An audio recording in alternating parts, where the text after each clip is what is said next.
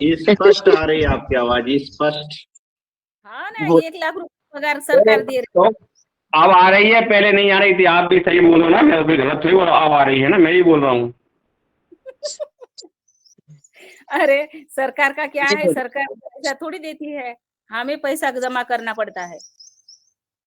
चलिए आगे का प्रोग्राम शुरू करें। चलो ठीक है, बहुत सुंदर आज का योग सत्र, और सबको धन्यवाद, सबका अभिनंदन करते हुए आज के हमारे दूसरे सत्र की तरफ चलते हैं। और दूसरा जो सत्र है, और वो मैं स्टार्ट करने के लिए मैं कुसुम बहन जी से निवेदन करती हूँ कि आप आए और आज के हमारे मुख्य वक्ता जी को सादर आमंत्रित करें। जी जी ओम, सबको ओम। सब सदस्यों को बहुत बहुत प्रणाम। योग कक्षा बहुत अच्छी रही। दो सदस्यों के द्वारा बैठकर आज योग कक्षा हुई, बहुत अच्छा लगा। आज की हमारी मुख्य वक्ता जो आज आमंत्रित हैं वो हैं आप डॉक्टर नीलम मिश्रा। आप भोपाल की हैं। आप योगांकुर योग संस्थान की निदेशक हैं। संस्कृत में एमए बीएड किया हुआ है एवं योग तथा प्राकृतिक चिकित्सा में पीएचडी हैं। आप 2004 में महामहिम एपीजे अब्दुल कलाम द्वारा तथा 2010 में महामहिम प्रतिभा पाटिल जी द्वारा राष्ट्रपति पदक से सम्मानित हैं।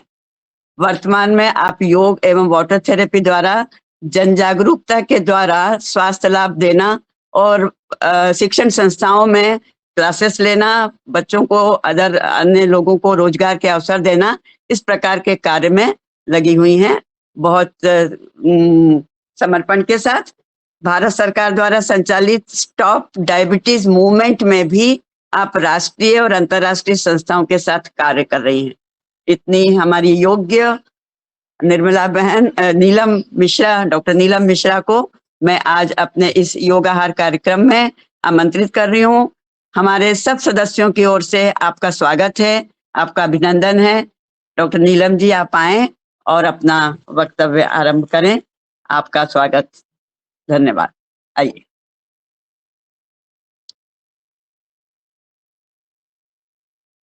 प्रणाम। वंदे मातरम। भारत माता की जय। जय। प्रणाम। यहाँ पे बैठे ही हुए सभी स्वास्थ्य जो प्रहरी हैं, जो अपने परिवार के और अपने स्वास्थ्य के प्रहरी के रूप में प्रेरणा दे रहे हैं, आप सभी लोग, और आप सभी के अंदर विराजमान उस दिव्य चेतन स्वरूप को मेरा कोटि कोटि नमन। और निश्चित ही है, बहुत ही, जब मैंने कार्यक्रम देखा तो मुझे खुद बहुत प्रेरणा मिली कि आप सभी लोग इतने वर्षों से इतना सतत एक कंसिस्टेंसी बना के प्रोग्राम को संचालित कर रहे हैं। तो मैं बहुत ही ज्यादा ब्लेस्ड हूँ कि आपके बीच में आने का मुझे मौका मिला और अपनी बात रख के और आप सभी के बीच में आपको सुनने का मुझे मौका मिला। मैं सुन रही थी, योग कक्षा में भी मैंने सहभाग किया। आप हमारी बहन आदरणीय दीदी जो हैं वो, उन्होंने प्रेरणा दी मुझे आने की, तो मैं बहुत ब्लेस्ड हूँ। तो आज जैसा कि मैं बात कर रही हूँ, कई सारे ऐसे पेशेंट के साथ काम किया जब जब ग्रामीण स्तर पे सेवा बस्तियों में जाती थी वहां पे, तो हम क्योंकि विद्यार्थी परिषद में होते थे तो वहां भी छात्रों के साथ कार्य करते थे। मेरी आवाज आ रही है सभी को अच्छे से? हाँ हाँ दीदी आ रही है, बिल्कुल। जी जी। तो जब सेवा बस्तियों में और बहनों के साथ काम करते थे, क्योंकि मैं गर्भ संस्कार में भी काम कर रही हूँ साथ में, तो भाई साहब की प्रेरणा से, पूजा अशोक अशोक वार्ष्णेय जी भाई साहब ने उसमें प्रेरणा दी, तो मैंने उसमें कार्य किया, तो काफी अच्छे परिणाम हमें मिले। तो बीच बीच में वहां भी जाना होता है। तो जो हमने देखा कि पंच तत्वों से हमारा शरीर जो बना है, जिनमें से हमारे शरीर में, यदि हम सभी बोलते हैं कि भाई ब्रह्मांडीय चेतना में जो है, ब्रह्मांड में जो है वो हमारे पिंड में है, हम सब उसका एक अंग है, एक सूक्ष्म अंग के साथ साथ एक ब्रह्मांडीय चेतना का अंश है। तो हमारा जो स्थूल अंग है, स्थूल हमारे जो भी अवयव हैं, तो उन सब में जो तत्व हैं, जो पंच तत्वों की हम बात करें, तो वो उन तत्वों में हमारी जो पृथ्वी तत्व है वो 12% है। क्योंकि आप देखेंगे पृथ्वी तत्व में एक, आपने देखा हो, 75% से हिस्सा पानी से ढका हुआ है। बाकी का हमारा स्थल है, जो एक सॉलिड पार्ट है हमारी जमीन का, हमें जो सॉइल के रूप में दिखता है, हम स्थिर आधार जो हमें देता है रहने के लिए। बाकी का सब यहाँ पे लिक्विड है।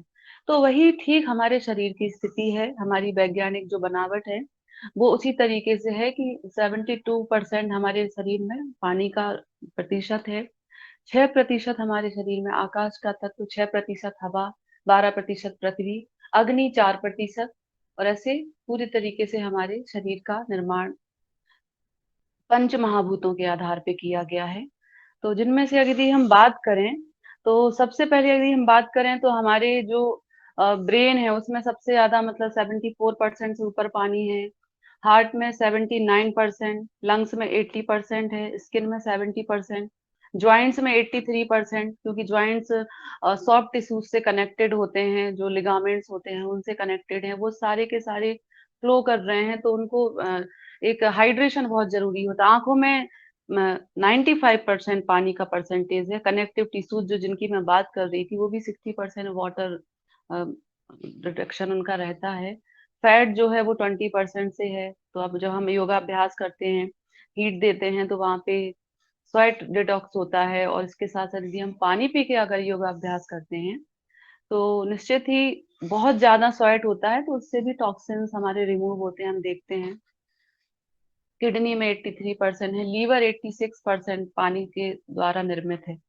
तो बात हम यहाँ ये कर रहे हैं कि हम हमारा ध्यान, हम अपना जीवन जीते हैं, दिनचर्या शुरू करते हैं, तो हमारा ध्यान खाने पीने पे होता है, ठीक है, और बाकी क्रियाएं भी करते हैं, लेकिन बच्चों को सुबह से टिफिन खाना पीना करा दिया, लेकिन हमारा पानी पे ध्यान नहीं जाता है। तो यदि छोटी छोटी हम अपनी दिनचर्याओं में, अपने जीवन के रूटीन में एक पानी के महत्व को समझें और उससे हम डिटॉक्स करने की बात करें, तो बहुत अच्छे सुखद परिणाम हमें प्राप्त होंगे, और बहुत अच्छी एक आदर्श स्वास्थ्य को हम प्राप्त कर सकते हैं।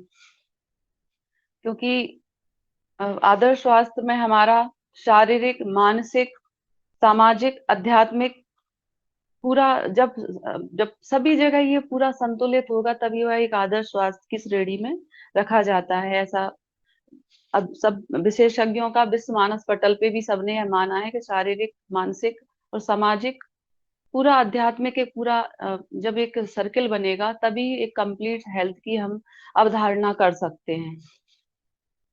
तो जैसा कि मैं बात कर रही हूँ वाटर थेरेपी की, तो हम जब यूजुअली जैसे हम उठते थे सुबह में, जब कक्षा 10 में थी, मुझे ध्यान है, मैं उस समय उतना नहीं समझती थी पानी के महत्व को।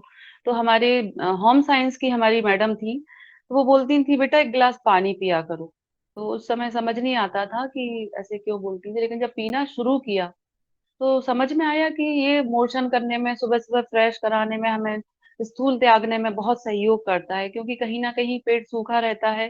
तो वो हाइड्रेशन होने से हमारे, फिर समझ में आया जब थोड़ी सी एनाटॉमी पढ़ना शुरू करा, जब समझ बढ़ी थोड़ी, तो देखा कि उसके परिणाम बहुत सुखद होते थे। एक अच्छा एक फील आता था कि स्कूलिंग में जैसे हम लोग स्कूल जाते थे, तो कई बार बच्चे जैसे सुबह सुबह उठते हैं, तो खाने पीने का लोड होता है, फाइबर ज्यादा वो नहीं ले पा रहे हैं भोजन में या किसी भी कारण से, तो जल ग्रहण करने से एक नेचुरली है कि हाइड्रेशन होता है, और हमारा जो प्रक्षालन है वो बहुत अच्छे से होता है। सुबह का हमारे दैनिक निमित्त जो है, जो रूटीन है, वो बहुत अच्छे से होते हैं। तो जब धीरे धीरे फिर मैंने उसी को और आगे बढ़ाया, जब मैंने फिर हमारे यहाँ गायत्री परिवार से बहनें आई शांति कुंज से इंटर्नशिप करने, तो उन्होंने फिर वहां पे हमने देखा, मैं शिविरों में गई तो वहाँ ऊषा पान फिर मैंने देखा कि गायत्री परिवार में एक ऊषा पान का सिस्टम है। तो वो मैंने अडॉप्ट करा, और उसको मैंने देखा कि वो ऊषा पान से मुझे बहुत चमत्कारिक परिणाम मिले। तो फिर ये ऊषा पान पे मैंने और लोगों को भी मोटिवेट किया। फिर मैं शांति कुंज गई, वहां मैंने अध्ययन किया 1 साल का। मैंने पीजी डिप्लोमा शांति कुंज हरिद्वार में रह के किया था। तो वहाँ ऊषा पान और फिर जल के और भी चिकित्साएं, सभी चिकित्साएं वैसे प्राकृतिक चिकित्सा में होती हैं। मड थेरेपी देते हैं जिससे पृथ्वी तत्व को संतुलित करते हैं। जिनकी हीट कम हो गई है तो उनको हीट मैनेज करने के लिए और भी मतलब दी जाती हैं। वाटर थेरेपी हम देते हैं, इसके साथ साथ मिट्टी के द्वारा भी संतुलित करते हैं पेट की गर्मी को, ठंडा गर्म पट्टी दे के भी उसको बैलेंस करवाते हैं। तो आकाश तत्व की जैसे चिकित्सा दी जाती है। तो एनीमा वगैरह का फिर सिस्टम था, बस्ती कटी बस्ती, हम षटकर्म शोधन में हम, क्योंकि योग में षटकर्म का प्रावधान है, तो सभी पंचतत्वों के शोधन के लिए षटकर्म बहुत अच्छा और आयुर्वेद में निश्चित ही पंचकर्मा तो होता ही है, तो जो विरेचन वगैरह भी कराते हैं वो भी सब जैसे काढ़े के द्वारा ही उसको डिटॉक्स कराते हैं। तो निश्चित ही त्रिफला वगैरह का प्रावधान औषधियों के रूप में तो हमारे प्राचीन काल से ही हमारे आयुर्वेद की देन है ही। लेकिन अगर एक जल को भी हम अपने जीवन में एक प्रॉपर तरीके से ले लें, तो भी हमें हमारे जीवन में बहुत सारी ऐसी छोटी छोटी समस्याओं का निराकरण मिलेगा। क्योंकि जैसे कि हमारा मस्तिष्क है, तो उसमें भी सबसे ज्यादा फ्लूइड है, लिक्विड है, और वो उस जल का अगर स्तर हमने अच्छा मेंटेन किया, तो ओवरऑल डिटॉक्स करने के लिए अच्छा है। तो एक जापान के कुछ मैंने स्टडी करी है, कुछ मैंने रिसर्च पेपर पढ़े, करीब विश्व स्तर पे हमारे यहाँ करीब 6 बच्चे कॉन्स्टिपेशन में पीएचडी कर रहे हैं, मंदाग्नि पे पीएचडी कर रहे हैं।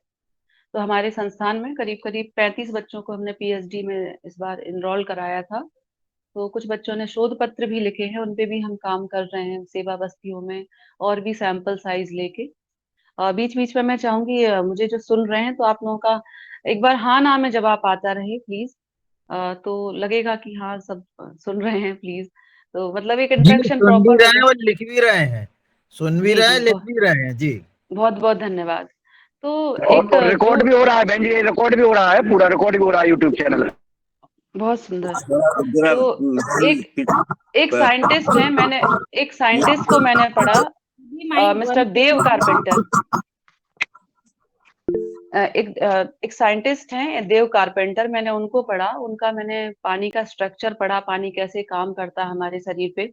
और एक साइंटिस्ट और हुए हैं डॉक्टर जेरी टेंडन, मैंने उनको पढ़ा, तो उसमें उन्होंने सारी की सारी जो हील होती है शरीर, किन किन तत्वों से कितना परसेंटेज हील होता है, किन तत्वों से जो हमारे भोजन है, पानी है, हम जो दैनिक हम जो हवा लेते हैं, हम अपना ऑक्सीजन भी ले रहे हैं, तो उससे हमारे शरीर की जो माइक्रोकांडिया है उसका चार्ज लेवल कितना है, वो किस स्तर पे चार्ज हो रही है, कितने मिली वोल्ट पे चार्ज होना है।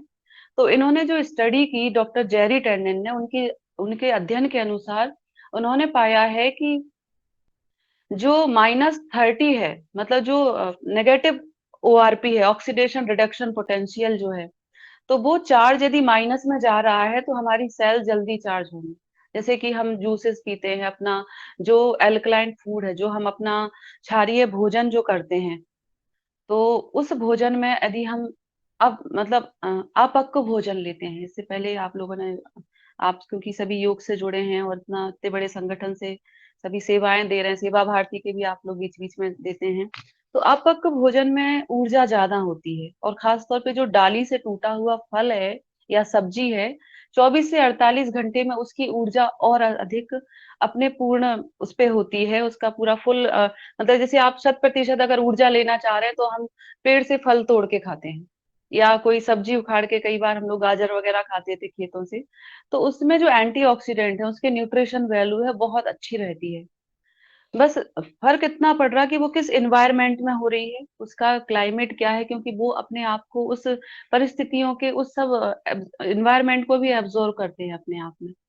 तो जो जेरी टेंडन है, उन्होंने -ORP का सिद्धांत दिया, और -ORP यानी कि ऑक्सीडेशन रिडक्शन पोटेंशियल, आपके शरीर में जो क्षरण होने की क्षमता है उसको बचाने की power, oxidation reduction potential power आपके भोजन में रहता है।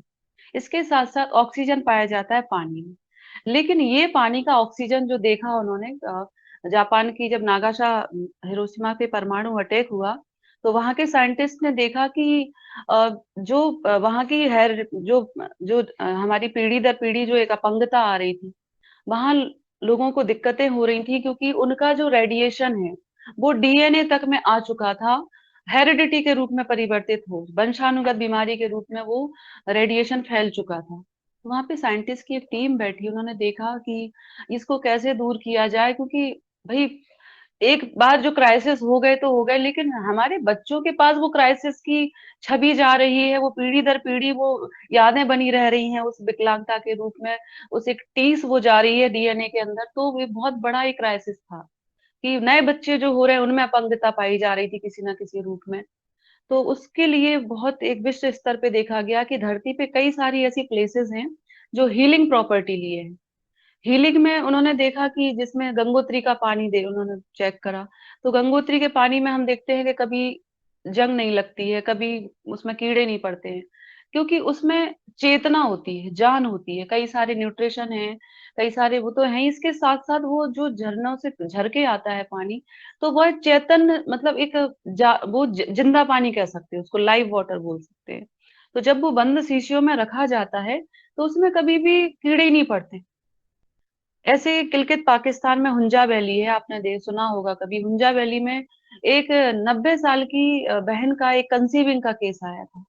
जबकि आप सोचिए, मेडिकल साइंस जहाँ एक उम्र के बाद कंसीविंग के लिए नॉर्मल 35-45 साल तक मैक्स टू मैक्स मीनोपॉज के पास पॉसिबिलिटी नहीं होती है, वही 90 वर्ष की महिला का कंसीविंग का केस था। तो ऐसे बहुत सारे चीजें देखी कि ऐसी क्या चीज है जो हमें एक इतना मतलब एक वाइटल फोर्स से बना के रखती है। तो निश्चित ही जब हम प्राणायाम करते हैं उससे हमारी माइक्रोकांडिया सीधे सीधे चार्ज होती है। हम ध्यान करते हैं उससे हम कॉस्मिक एनर्जी से कनेक्टेड होते हैं, उससे हमारी माइक्रोकार्डिया चार्ज होती है। लेकिन यदि जल को भी हम चार्ज पानी के रूप में पिए तो निश्चित ही हमारे शरीर के एक एक अंग की कोशिका हाइड्रेट रहेगी और चार्ज भी रहेगी। उसका जो माइनस ओआरपी है वो भी माइनस में हम लेके जा सकते हैं। यदि हम एक गिलास जूस पीते हैं ऑरेंज का जूस, तो एक गिलास मौसम्मी के जूस में -100 ओआरपी मिलता है। तो हमारी नई कोशिकाएं बनने में सहयोग मिलता है। हम जो रॉ फूड लेते हैं, हम जो सलाद ले रहे हैं, उसमें भी माइनस ओआरपी मिल रहा है। तो ऐसी बहुत सारी चीजें हैं हमारे भोजन में जो हमें माइनस ओआरपी की तरफ से, यानी कि एंटीऑक्सीडेंट लेने में मदद कर रहे हैं, नई कोशिकाओं को बनने का माहौल देते हैं, जिससे बुढ़ापा हावी नहीं होता है उसको। इसलिए उसको ऑक्सीडेशन रिडक्शन पोटेंशियल बोला। वो उसको जो भी हमारे अंदर फ्री रेडिकल्स हैं उनको खत्म करने में हेल्प करते हैं हमारे अल्कलाइन फूड। लेकिन सबसे ज्यादा अगर अल्कलाइन बात करें, सबसे ज्यादा क्षारीय तत्व जो है, अगर हम जल को ही ग्रहण करें तुरंत से, तो लिक्विड, क्योंकि हर समय हम जूस नहीं पी रहे होते हैं लेकिन हम जल तो ग्रहण कर रहे होते हैं। तो सुबह सुबह जब भी हम जल पिएं तो हम कोशिश करें कि उसमें मेथी का पानी लें, जीरा वाटर लें। जिनको डाइजेशन से रिलेटेड दिक्कत होती है, जिनको वायु संबंधित विकार हैं, तो वो मेथी अजवाइन का पानी ले सकते हैं। अजवाइन वायु विकारों में बिल्कुल रामबाण है। इसके साथ साथ जिन किसी को इंडाइजेशन हो रहा तो वो जीरे का और थोड़ा सा सौंफ भी थोड़ा सा हड्डियों को भी मजबूती देगा। इस तरीके से अलग अलग फ्लेवर के हम पानी बना के भी सुबह सेवन करेंगे, वो डिटॉक्स में बहुत अच्छा असर करेगा। और खास तौर पे कुछ हम जैसे नींबू के कुछ स्लाइड्स हैं उनको भी लेके पानी बना सकते हैं, खीरा से भी बना सकते हैं। लेकिन मैं जिस प्रोजेक्ट पे अभी मैंने रिसर्च करा जिसके मुझे बहुत ही चमत्कारिक परिणाम आए, अभी कैंसर पे हमारे यहाँ करीब 6 पेशेंट काम चल रहा है। तो उनके डेटा भी मेरे पास है और उनका क्या उनको परिणाम आए वो भी मैं कभी ऐसा रहा तो मैं प्रस्तुत करूंगी, क्योंकि मैं यहाँ स्लाइड शो नहीं कर पा रही हूँ। तो जब जापान की टीम ने देखा तो वहां पे नागासा हिरोशिमा की उन्होंने देखा कि धरती पे करीब करीब 50 से 60 ऐसी जगह हैं जहां का पानी हीलिंग प्रॉपर्टी लिए है, रिकवरी करने में हेल्प करता है। तो जिसमें मक्का मदीना में जो एक जमजम कुआं है, लाट झील है, वहां का पानी पाया गया। ऐसे करीब चश्मे शाही गार्डन है ये जम्मू कश्मीर में, वहां के पानी में भी। और जो भी हमारा नेचुरल सोर्स का पानी होता है, खास तौर पे जो नेचुरल सोर्स, यानी कि आपके आसपास कोई झरना हो, कोई छोटी सी नदी हो, आप उसका पानी देखिएगा, वो बहता पानी है। बहते पानी में क्या होता है, पानी का स्ट्रक्चर प्रॉपर बना रहता है, उसका मॉलिक्यूलर जो साइज है वो हेक्सागोना शेप में रहता है। तो उससे हमारे पानी को बहुत अच्छे से डाइल्यूट होने में सहयोग मिलता है। पानी का जो क्रिस्टल है वो ब्रेक हो जाता है उस झरनों से टकराने के कारण। तो पानी क्लिस्टर में टूटा रहता है, तो वो पानी में हाइड्रोजन गैस एक्टिव होती है, एंटीऑक्सीडेंट रहते हैं। जो एंटीऑक्सीडेंट हमें ताजे फल सब्जियों से मिल रहे थे तुरंत टूटे हुए, वो हमें ताजे पानी से मिलते हैं। इसके साथ साथ उसमें एल्कलाइजेशन, क्षारीयता बहुत अच्छी होती है, क्योंकि वही हमारे जो घरों में पानी आ रहा म्यूनिसिपालिटी का, तो कहीं ना कहीं उसमें ब्लीच पाउडर मिलाया जाता है। तो वहीं का वहीं हम नेचुरल सोर्सेज के पानी यदि लेते हैं तो उनसे हमारी क्षारीयता बनी रहती है। और नहीं अगर हो रहा तो हम उसमें तरह तरह की औषधियां लेके भी हम उनकी क्षारीयता मेंटेन कर सकते हैं। जैसे कि हमने जीरा मिलाया तो भी उसकी क्षारीयता हम मेंटेन कर सकते हैं, उसमें खीरा मिला के भी कर सकते हैं। और भी कई सारी ऐसी चीजें हैं जिनको हम अपने भोजन के साथ, हमारी जो किचन में है, उनको हम पानी की क्षारीयता उसमें कर सकते हैं। पानी को जब बॉईल करते हैं तो क्या होता है कि पानी का क्रिस्टल टूटता है। आपने देखा होगा कोई भी हम काढ़ा बनाते हैं तो ठंडे पानी में नहीं बनता, तो वो काढ़ा जो है वो बनता है उबालने के बाद। पानी को बहुत अच्छे से बॉइलिंग जब करते हैं तो उसका क्रिस्टल ब्रेक होता है। तो यदि हम पानी को बॉयल करके और उसको हल्का ठंडा होके गुनगुन पानी पीते हैं, लिक वार्म वाटर जिसको बोला जाता है, और उसके बाद यदि हम पीते हैं तो उसके चमत्कारिक परिणाम हमें देखने को मिलते हैं।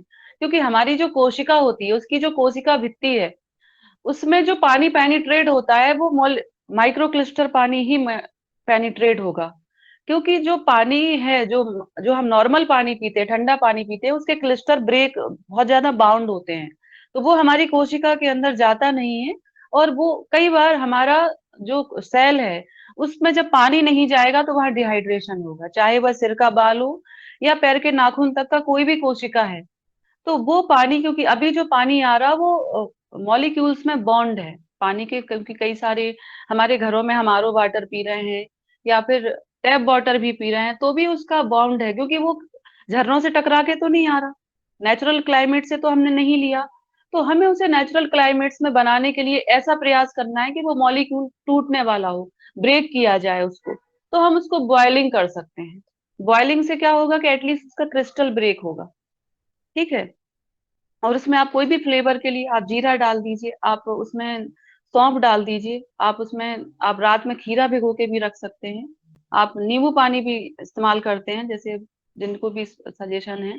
तो और उबला गुनगुन पानी भी पीते हैं अगर, लेकिन गुनगुन पानी को आपको सलाइवा के साथ डाइल्यूट करके पीना है। हमारा जो सलाइवा है वो बहुत अच्छा पीएच मेंटेन करता है हमारे शरीर का। आपने देखा हो कि किसी भी तरीके के घाव लगता था तो जानवर जीभ से चाट लेते थे उस घाव को और मिट जाता था। तो हमारे तो इस तरीके से हमारा जो सलाइवा है, इसलिए पानी जब सिप सिप करके पिया जाए तो उसमें क्या होता है, हमारा जो सलाइवा है उसके साथ वो डाइल्यूट कराता है, तो हमारा जो भी डाइजेस्टिव जूस है उनको भी वो प्रेरित करता है। और एक्सेस अगर अग्नि बढ़ी हुई है तो उसको वो शांत भी करेगा, ये बैलेंस करेगा। ओवरऑल हमारे शरीर को पीएच मेंटेन करता है हमारा सलाइवरी जो ग्लैंड्स है, ये इनका काम ही यही है। लेकिन हम उनको इस्तेमाल क्यों नहीं कर पा रहे? हम पानी जब पी रहे हैं तो पहले तो पानी गर्म होना चाहिए। आपकी अपनी व्याधि के अनुसार हम उसमें फ्लेवर भी ऐड कर सकते हैं अपनी चॉइस के अकॉर्डिंग। ठीक है।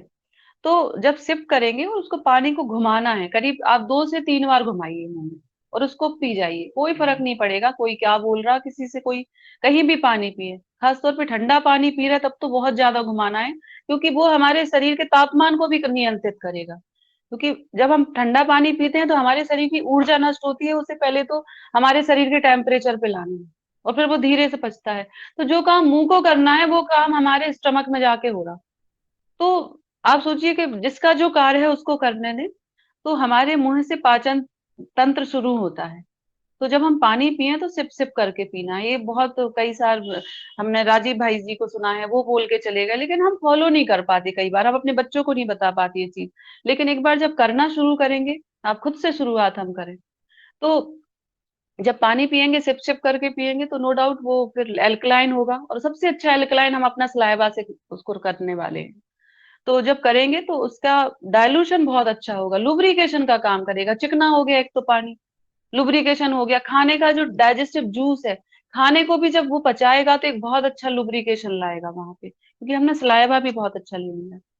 तो इससे क्या होगा कि पानी से हमारा पाचन तंत्र में आगे भी, हमारी गट्स हेल्थ में और हमारे मोशन क्लियर करने में हमें बहुत सहयोग मिलेगा। तो भोजन को जब करें तो कहा गया है कि भोजन को पीना है। जब मतलब पीना है यानी कि इतना उसे पीसना है। हमारे आयुर्वेद शास्त्रों में भी कहा गया कि 32 कौर आप निगलिए, तब जाके आप उसको अच्छे से भोजन को आप निगलिए।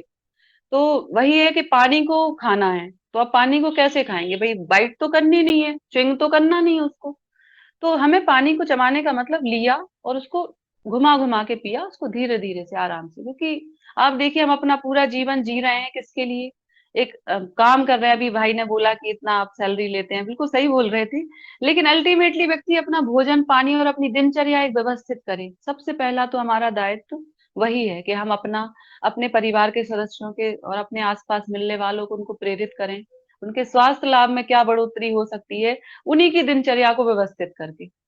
तो पानी को जब हम पिएंगे तो उससे डाइजेशन अच्छा आएगा। और यदि डाइजेशन, सुबह मोशन होने में दिक्कत हो रही है तो 3 आसन ऊषापान के बताए गए हैं। आई थिंक मेरे ख्याल से आपको जानकारी होगी। नहीं है तो पानी पीने के बाद सुबह गुनगुन पानी जब पिएंगे, तो गुनगुन पानी में 2 से 3 गिलास पानी पी सकते हैं आप। 1 गिलास पानी पिया और हमने ताड़ासन किया। ताड़ासन करने से क्या होगा, हमारी आंतों में खिंचाव आएगा। खिंचाव आने से उसमें थोड़ा सा स्ट्रेचिंग होने से आप देखिए, कोई चीज जब पाइप है थोड़ा टेढ़ा मेढ़ा होता है और हम थोड़ा खींच देते हैं, तो उसका जो भी कचरा जमा होगा साइड वाइड में, तो सारा का सारा डिटॉक्स होगा, हिल जाएगा। तो हमने खींचा पहले ताड़ासन में, फिर हमें करना है तिर्यक ताड़ासन, पूरा तिर्यक ताड़ासन। जो बिगनर है वो धीरे धीरे करेंगे। तिर्यक ताड़ासन करा, और इसके बाद हमने बगल में हमने ताड़ासन के दोनों पोस्चर करे, ताड़ासन, तिर्यक ताड़ासन और कटी चक्र। ठीक है, कटी चक्र जब करेंगे तो हमारी इंडस्टाइन इस तरीके से मुड़, थोड़ा निचोड़ निचोड़ आएगा, है ना। कटी चक्र में क्या होता है, हम ट्विस्टिंग कर रहे होते हैं, मरोड़ दे रहे होते हैं। मरोड़, मरोड़ किसको, हमारी आंतों को, है ना, जो वहां स्थूल जमा है, चिपक गया है। कई ऐसा भोजन रहता है जिसमें फाइबर एब्सेंट है, तो वो क्या करता है, चिपक जाता है। वो फाइबर झाड़ू का काम करता है, भोजन को आगे धकेलने का काम करता है। तो यहाँ से हमने अच्छा पानी पिया, तो ये लुब्रिकेशन हुआ बढ़िया, सलाइवा के साथ गया, अच्छा पानी था बढ़िया, वो वहां गया हमारी आंतों में, तो उसने बिल्कुल हमारे स्थूल को ढीला करना शुरू किया।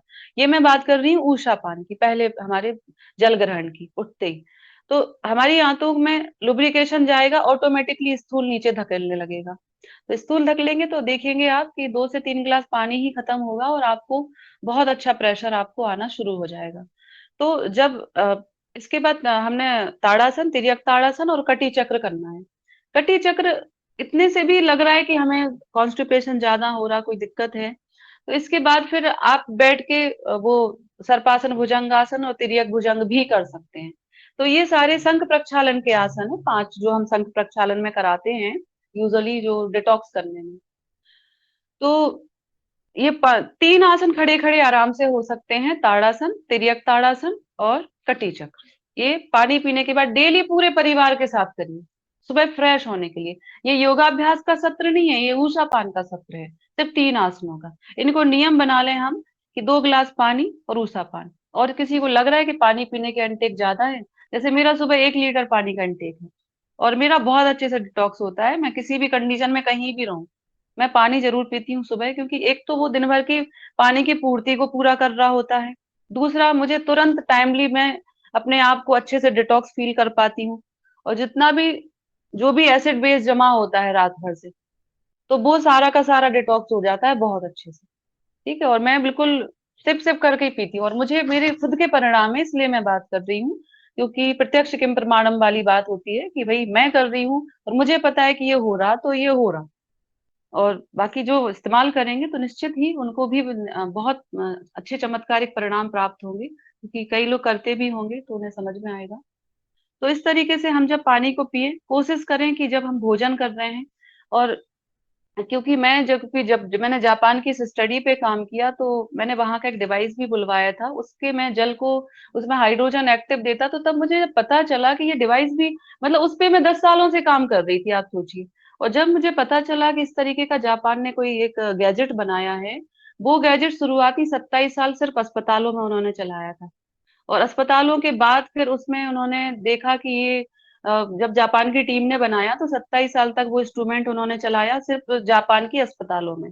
उसके बड़े बड़े प्लांट वहां लगाए गए, बड़े बड़े चैम्बर बनाए गए, क्योंकि माइक्रो क्लिस्टर हम घर में नहीं कर सकते भाई, हर बार बॉइलिंग पानी नहीं पी सकते कभी, तो हम उबाल के पानी पी सकते। मैं इसलिए कह रही, मैं मशीन की बात नहीं कर रही हूँ, मैं बात कर रही हूँ कि हम घर में भी पीएच मेंटेन कर पाएंगे, माइक्रो क्लिस्टरिंग मेंटेन कर पाएंगे। ठीक है, लेकिन जो कई पेशेंट हैं, जैसे अब कैंसर पेशेंट हैं, तो उनको हमें अगर रिकवरी करनी है, तो उनको फिर मैं मशीन सजेस्ट करती हूँ कि भाई आप मशीन का पानी पीजिए साथ में। तो उससे क्या होगा कि उसमें माइक्रो क्लस्टर प्रॉपर्टी है, एल्कलाइजेशन मेंटेन करता है, हमारे 9.5 पीएच से लेके 8.5-9 पीएच तक के पानी है, 11.5 पीएच तक का है। तो फिर जब मैंने देखा कि एक मेडिकेटेड डिवाइस है वो, तो फिर मैंने उसको करा, क्योंकि उससे पहले मैंने जेरी टेंडन को पढ़ा था पहले, और मिस्टर रॉबर्ट जी राइट की स्टडी कर रही थी, क्योंकि मेरे घर में 2 कैंसर पेशेंट थे, तो उनके लिए मैं बहुत परेशान थी कि उनको कुछ ऐसा मिले कि उनको कैसे भी करके कैंसर से मुक्ति मिले। तो मैंने उनके लिए बहुत अध्ययन किया इस स्तर पे जाके, और उनको जितना भी हो सकता था मैंने रेमेडी देने का प्रयास किया। तो उसी स्तर में मैंने ये जल चिकित्सा का पढ़ा। तो जब माइक्रो क्लिस्टर पानी को हम पेशेंट को हमने दिया तो उससे नो डाउट उनकी कोशिका ने एब्जॉर्ब करा और डिटॉक्स होना बहुत अच्छा शुरू किया। जिनके पास व्यवस्थाएं नहीं थी, हम उन्हें उबले पानी से ही सजेशन दे रहे थे। तो ऐसे काफी परिणाम आए हमारे शोध कार्यों में। इसके साथ साथ जब हमने माइक्रो क्लिस्टर पानी लिया, इसमें गाउट में लिया और यूरिक एसिड में लिया, तो यूरिक एसिड में क्या किया, हमें 3-4 दिन में ही परिणाम आने शुरू हो गए। जो भी कई सालों से उन्हें यूरिक एसिड था, तो पानी में डिप करके हमने पैर रखवाए। हम हाइड्रोजन थेरेपी में, कटी स्नान में हम इस्तेमाल करते थे जो पानी, उसमें हमने माइक्रो क्लिस्टर पानी लिया। मतलब आपके पास अगर इसलिए हम नदी तालाबों में जब नहाते हैं, आपने देखा हो, हमें बहुत हल्का फील होता है, क्योंकि वो पानी हमारे स्किन में जाकर भी काम कर रहा होता है डायरेक्टली। हमारी घर की बाल्टी की अपेक्षा वो नेचुरल सोर्सेस के पानी हमें ज्यादा सपोर्ट करते हैं। तो जब कभी मैं पेशेंट के साथ डील करती हूँ, जब कोई पेशेंट ऐसे आते हैं, तो उनको फिर मैं कोशिश करती हूँ कि या तो नेचुरल सोर्स के पास से वो मिट्टी का लेप लगाएं, पानी में डिप करके पैर रखें, और मैं फिर मशीन के पानी में उनको पैर निकाल के बाल्टी में वो पैर रखवाती हूँ घुटनों तक। किसी को घुटने में दर्द है तो घुटने तक का मैं पानी में उनको डिप करके रखती हूँ 20 मिनट। तो और उसके बाद फिर उस पे कुछ जड़ी बूटियों के लेप और वो सब चीजें मैं देती हूँ चिकित्सा। तो ऐसे करते हैं। कटी स्नान में जिनको समस्या है, लंबर प्रॉब्लम है जिनको, तो लंबर प्रॉब्लम में भी कटी स्नान में हमने माइक्रो क्लिस्टर पानी इस्तेमाल किया, उसके मुझे बहुत चमत्कारिक परिणाम आए।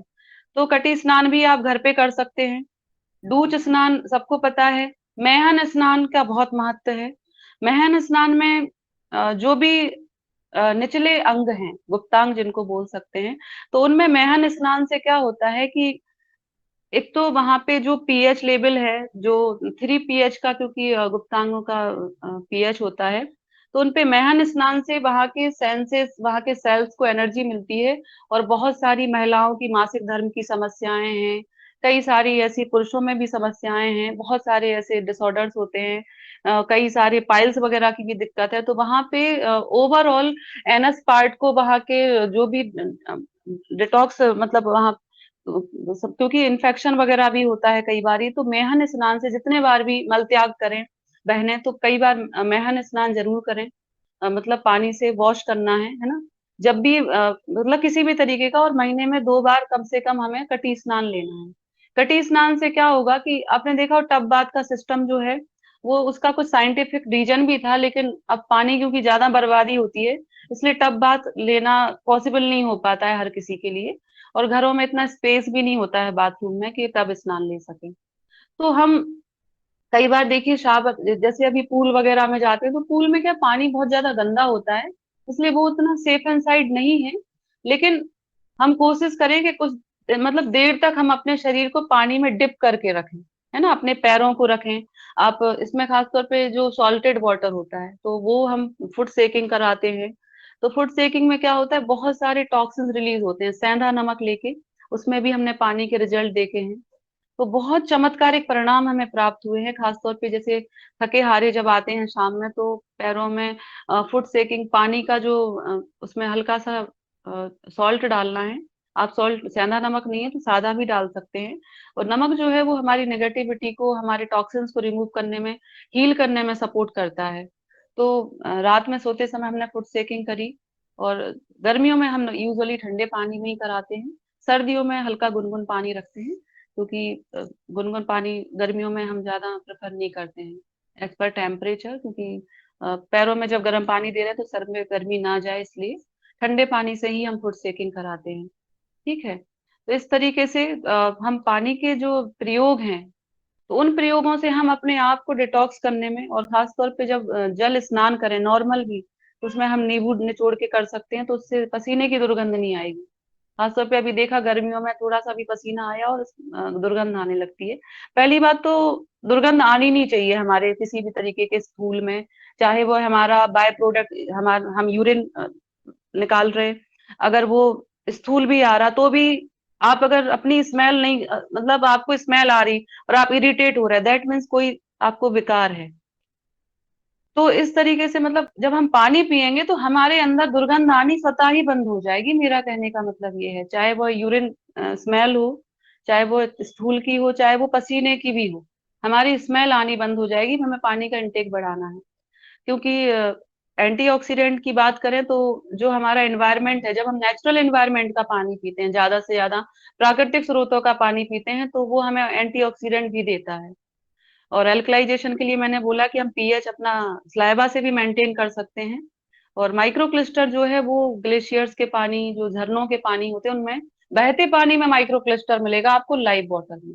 बाकी आप घर में माइक्रो क्लिस्टर कर सकते हैं उसका, अपने पानी का जो भी आपका आरओ वाटर है, या घर में आप टैप वाटर भी ले रहे हैं, डायरेक्ट रिसोर्स आपने मान के चलिए बोरिंग का पानी भी है घर में, तो आप बॉयल करके पीजिए। लगता है कि कितना बॉइलिंग करेंगे, लेकिन हम भोजन पकाने में भी तो एनर्जी लगाते ही हैं ना, पका के ही खाते हैं। तो कोशिश करिए कि भाई 2-2 बॉटल सबके लिए रहें, अगर रिसोर्स अवेलेबल नहीं है तो उससे क्या होगा कि हमारे शरीर में पानी का हाइड्रेशन आएगा अच्छे से। ये बातें हमें समझ में नहीं आती क्योंकि बीमार पड़ते हैं, तभी हमें समझ में आता है कि भाई पानी बॉयल करके पीना है। लेकिन यदि हम नॉर्मल वे में भी पिएंगे तो उसके चमत्कारिक परिणाम है। आप 15 दिन 10 दिन करके देखिए, आपको समझ में आएगा। ठीक है, बाकी किसी का कोई क्वेश्चन है तो आप बताइए। मैं चाहूंगी आपके किसी के भी क्वेश्चन है। शुगर वालों को क्या करना चाहिए? शुगर वालों, जी शुगर वालों को क्या करना चाहिए? जी शुगर में देखिए सीधा सीधा सिद्धांत है कि बीटा सेल्स हैं वो न्यूट्रल हैं, इंसुलिन इंसुलिन का सीक्रेशन नहीं हो रहा, मतलब समस्या यही आती है टाइप 1 टाइप 2 में। अब टाइप 1 में क्योंकि कई, जैसा कि अब क्योंकि हेरिडिटी के साथ यदि है तो थोड़ा दिक्कत ज्यादा होती है, क्योंकि वहां पे और भी ज्यादा सेल्स एब्सेंट रहते हैं। तो फिर भी लेकिन हमने दोनों डायबिटीज में परिणाम निकाले हैं। दूसरा ये है कि डायबिटीज कहीं ना कहीं एक लग्जेरियस को भी रिप्रेजेंट करती है कि आपकी फिजिकल एक्टिविटीज कम हो रही है। तो सबसे पहले तो हमें ये देखना है कि हमारा जो पैनक्रियाज है उसको उसको एक्साइटेड करने वाले हमें एक्सरसाइज करने हैं, मतलब योगाभ्यास भी हैं। तो हमारे पैनक्रियाज पे ज्यादा से ज्यादा केंद्रित वो अभ्यास हमें करने हैं, जो ट्विस्टिंग वाले अभ्यास करेंगे, पीछे बेंडिंग वाले करेंगे, है ना। तो जैसे कटी चक्र है, तो कम से कम दिन में 10 से 20 बार आप कटी चक्र जरूर करें। जिनको भी शुगर है, कटी चक्र ज्यादा से ज्यादा करना है, क्योंकि ये बहुत इजी गोइंग है। आप खड़े खड़े कटी चक्र कर सकते हैं जहां भी खड़े हैं। तो अपने पैनक्रियाज का आप ध्यान रखें, 8 से 10 बार तो आप सुबह सुबह कर लें। मतलब कटी चक्र में तो कुछ लेने ही नहीं जाना, ना कुछ आसन चाहिए कि आपको। तो खड़े होके, जैसे आप वर्क प्लेस पे हैं, कुछ भी है, घर पे ही बैठे हैं, सोफे पे हैं, आप खड़े हुए, तो भी आप अंगड़ाई लेंगे। हर बार आप 3 से 4 बार आप अंगड़ाई लीजिए दिन में। भले ही अंगड़ाई नहीं आ रही, अंगड़ाई लेने का मतलब नींद आना नहीं होता है। अंगड़ाई लेने का मतलब अपने आप को फ्रेश करना होता है।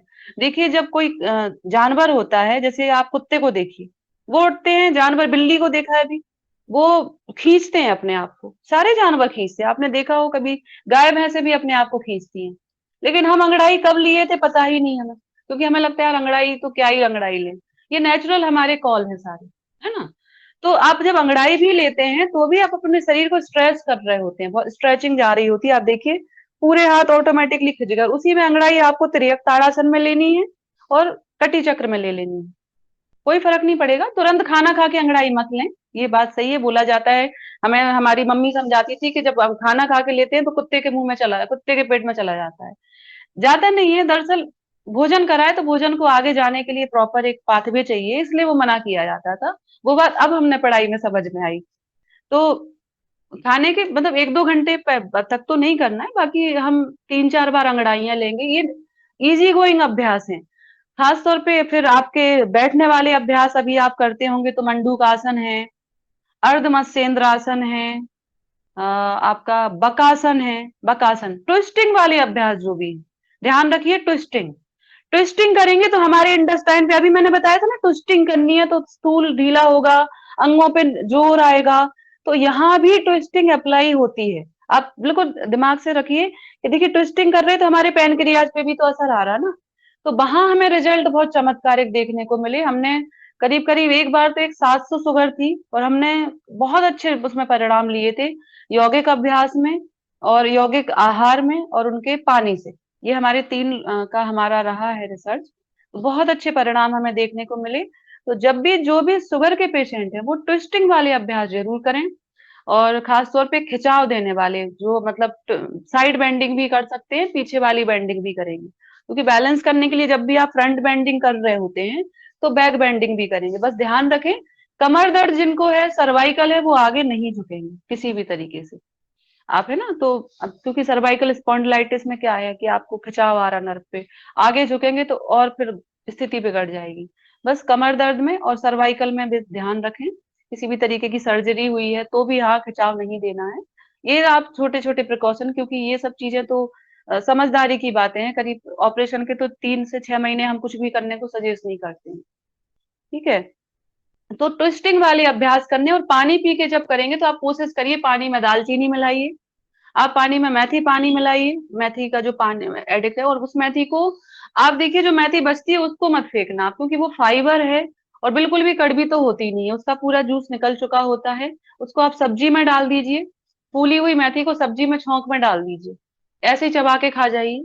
पानी जरूर पीजिए, लेकिन अब गुनगुन पानी मेथी का, जो भी हमारे शुगर से संबंधित हमारे भाई बहन हैं तो उनको मेथी का पानी लेना है। आप चाहें तो दालचीनी का पानी जरूर लीजिए, दालचीनी और मेथी का पानी बहुत अच्छा है।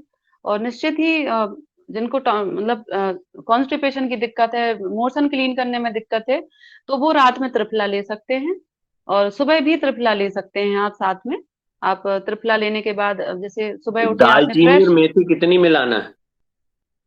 दालचीनी अगर आप हार्ड फॉर्म में ले रहे हैं तो आप छोटा सा टुकड़ा लीजिए, आप 1-1.5 इंच का टुकड़ा बस काफी है, उसके छोटे छोटे टुकड़े करके डाल दीजिए। और दालचीनी आप मटके में भी डाल सकते हैं, आप दालचीनी का पानी दिन भर भी पी सकते हैं फ्लेवर वाटर में, ठीक है। तो ये आप पी सकते हैं, क्योंकि दालचीनी के हमारे रिजल्ट हैं बहुत अच्छे, है ना। और एस व्यासा के भी हमारे दालचीनी में हमने अप्लाई करवाई है, तो दालचीनी हो गई, घर में ही अवेलेबल हो जाएगी, और मेथी, एटलीस्ट ये 2 चीजें तो बहुत अच्छे क्योर करने में फिर सपोर्टिंग। इस पानी को क्या गर्म करके पीना है कि वैसे ही रात में इनको भिगो दिया फिर वो भिगोने के बाद फिर क्या देखिए, करना? सुबह का पानी तो उबाल के पीजिए आप, सुबह का कम से कम डिटॉक्स वाटर है क्योंकि वो है ना। बाकी दिन भर आप जैसे आप ऑफिस जा रहे हैं तो दालचीनी अपनी बोतल में डाल लीजिए, तो वो पानी आप दिन में पीजिए, वो तो बहुत अच्छा टेस्टी पानी होता है, ठीक है। किसी को कफ वगैरह की दिक्कत हो रही है, कुछ ऐसा है, तो उसमें मुलेठी डाल के पीजिए पानी, कफ ज्यादा बन रहा, गले में दिक्कत हो रही है, ऐसा लग रहा है, तो उसमें मुलेठी वगैरह मिला के भी आप पी सकते हैं, है ना। तो इस तरीके से हम अपने आप को शुगर में नियंत्रित कर सकते हैं। शुगर में कोशिश करिए कि आप कम से कम कोई एक जूस, इन सब जब जैसे आप डिटॉक्स कर लें तो एक कोई औषधीय जूस भी आप ले सकते हैं, जैसे सब्जियों में करेले का ज्यादा से ज्यादा सेवन करें।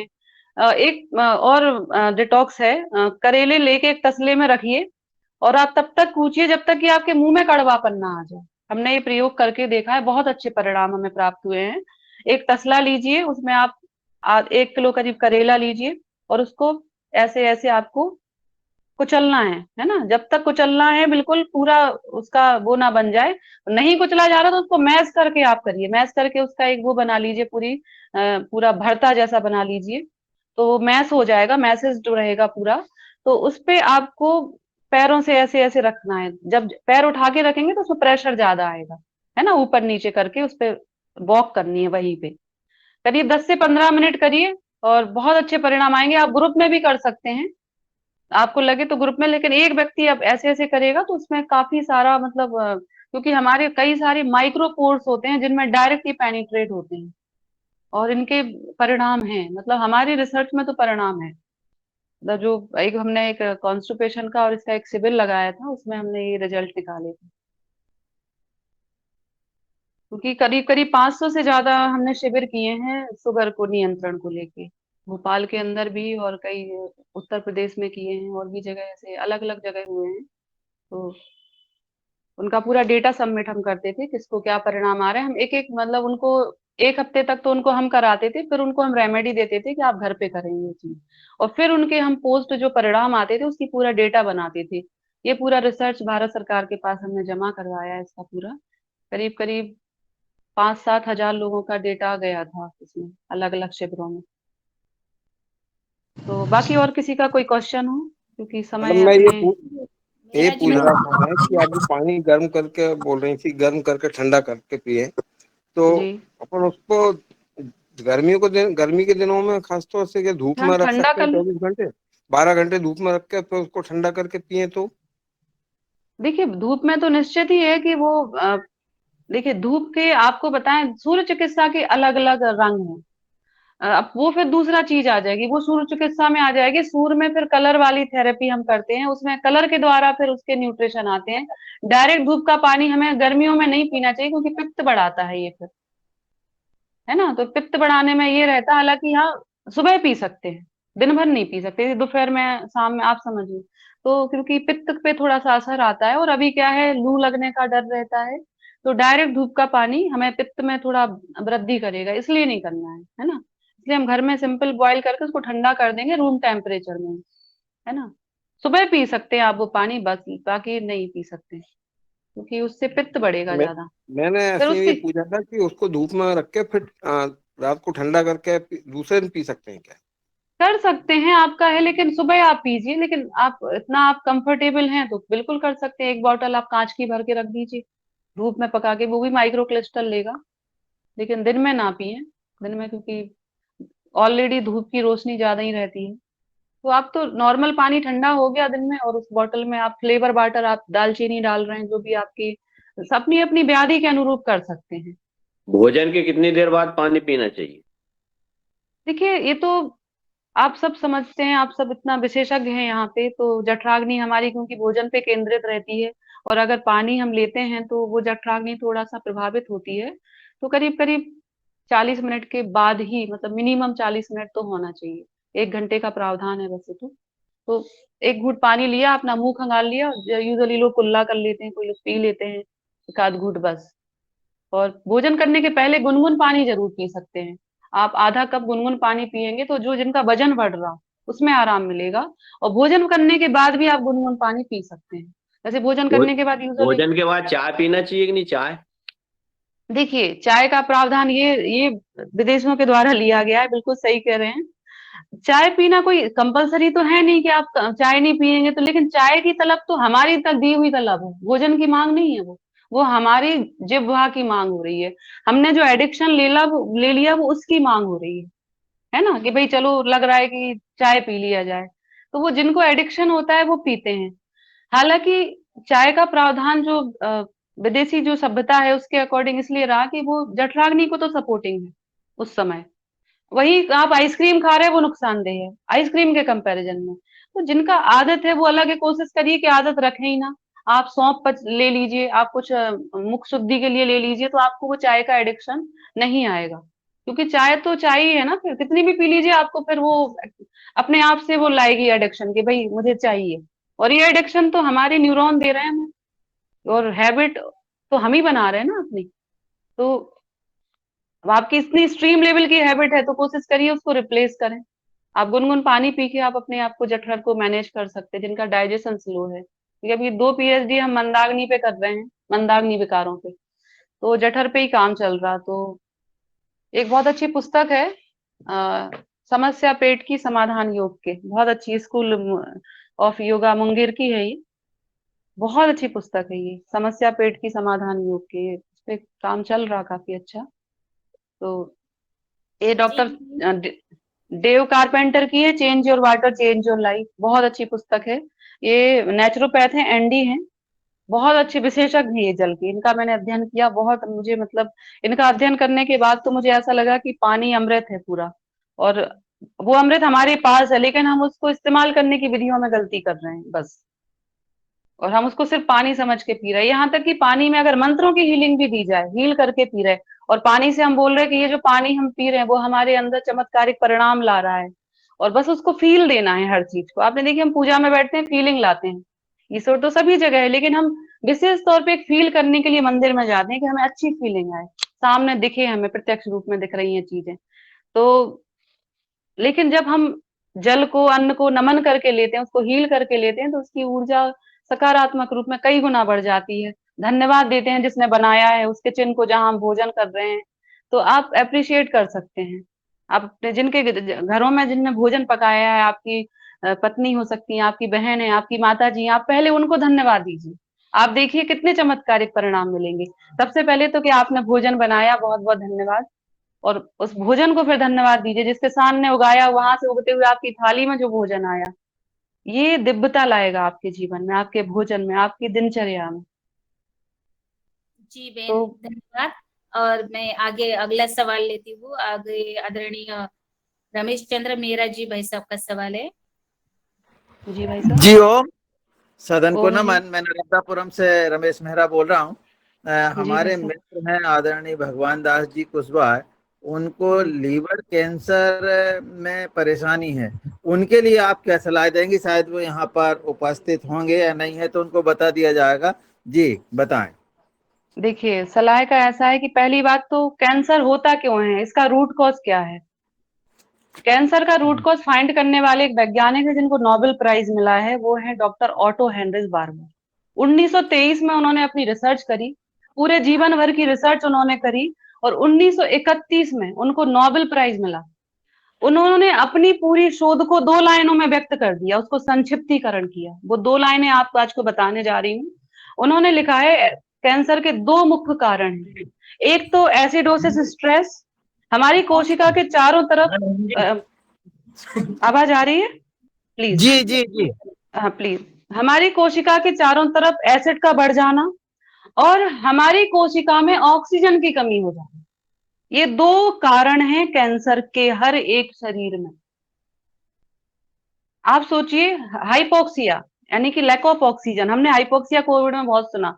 पेशेंट को हाइपोक्सिया नहीं होने दीजिए, हाइपोक्सिया नहीं होने दीजिए, मतलब कि ऑक्सीजन खींच नहीं पा रहे थे लंग्स, कोविड की लेयर जम गई थी, वायरस की इतना ज्यादा वो लेयर जमा दिया था कि खींच नहीं पा रहे थे लंग्स में, मतलब यानी मतलब ज्यादा आप देखिए कि निमोनिया बढ़ जा रहा था। निमोनिया मीन्स बलगम वगैरह उसी वायरस की लेयर बन जा रही थी, थिकनेस इतनी ज्यादा हो जा रही थी वायरस की, तो लंग्स खींच नहीं पा रहे थे। तो वहां हमने प्राणायाम से लोगों को सही किया। हमारे आयुष के साथ उस समय कैंपेनिंग काफी चले, हमने ऑनलाइन प्रोग्राम कराए। तो उस समय हम प्राणायाम पे काम कर रहे थे, हम पानी को बॉइलिंग करके उनसे मिनरल्स दे रहे थे। भाई पानी को बॉयल करके गले में शुद्धि करके कैसे भी करके टेम्परेचर मेंटेन करा रहे थे, पानी का डायल्यूटेड कर रहे थे ताकि कोशिका को ऊर्जा मिल सके। और रोग प्रतिरोधक जब क्षमता बढ़ रही थी तो हम कैसे भी करके अपने आप को मेंटेन कर ले रहे थे, सरवाइव कर रहे थे पेशेंट। यही हुआ ना। तो यहाँ भी वही थ्योरी है कि कोशिका को ऑक्सीजन नहीं मिल रही है और कोशिका के चारों तरफ एसिड बढ़ गया है। तो एसिड बढ़ने से क्या होता है, फ्री रेडिकल्स वाली जो सेल होती हैं वो सेल कैंसरस सेल हो जाती है और वो हेल्दी सेल को खाने लगती है एक टाइम के बाद। और वो होती है मतलब कि एसिडिक सेल के बढ़ जाने से। तो जब हम डिटॉक्स करेंगे पानी से तो हमें एल्कलाइन पानी चाहिए, हमें माइक्रोक्लिस्टर पानी चाहिए और एंटीऑक्सीडेंट वाला पानी चाहिए, और प्राणायाम उनको करने हैं। उनका जो आहार होगा पूरा का पूरा एल्कलाइन होगा, रॉ डाइट पे उनको ले आइए। मतलब मेरे पास ऐसे पेशेंट है जिनके रॉ डाइट के द्वारा कैंसर क्योर हुआ है। बहुत ज्यादा कुक्ड भोजन उनसे बोलिए कि अवॉइड करें। कोशिश करिए कि अच्छे से अच्छा जैसे बीट ग्रास का जूस है वो आप इनटेक करवाइए उनको, ताकि उससे एनर्जी और हीमोग्लोबिन बढ़े। प्राणायाम करने को उनको बोलिए, कम से कम वो 1 घंटे सुबह और 1 घंटे शाम में प्राणायाम नियम से करें। बाकी उनकी चॉइस, जितना प्राणायाम करेंगे उनको ऑक्सीजन बढ़ जाएगा, कोशिका उनकी हेल्दी होगी, तो जो दूसरी कोशिकाएं बन गई हैं उन पे लड़ने की क्षमता आ पाएगी और तभी वो ये फाइट से लड़ पाएंगे, क्योंकि ये कोशिकाएं बहुत जिद्दी होती हैं। जी तो इनको आप कोशिश करिए कि या तो मेरा संपर्क इनसे करा दीजिए, तो मैं उनको जी व्यक्तिगत कुछ रेमेडीज और दूंगी, क्योंकि यहाँ वो समय का अभाव है तो जी उतना जी नहीं हो जी पाएगा। बहन जी हूँ उपस्थित। जी जी ओम जी जी बहन भाई जी मैं साहब। उपस्थित हूँ और जी सुना मैंने आपका सब। जी भाई साहब। मुझे लंग्स में कैंसर भाई डिटेक्ट साहब किया है आप तो, आप कहाँ पे और रहते हैं? अभी मैं पतंजलि की दवा ले रहा हूँ। पतंजलि में 17 दिन रहा अच्छा और वहीं की दवा ले रहा हूँ। हाँ अच्छा। तो देखिए, मैं अभी आपको दवा कोई तो भी नहीं दवाई सजेस्ट है। नहीं कर रही हूँ, मैं आपको खाना और पीना सजेस्ट जी करूंगी और आपको आहार विहार और आसन प्राणायाम, मतलब आसनों में भी आपको वो आसन करने जो आपकी वाइटल एनर्जी बढ़ाए। वाइटल एनर्जी समझ रहे हैं? शरीर को थकाना नहीं है, हमें वाइटल फोर्स बढ़ाना है।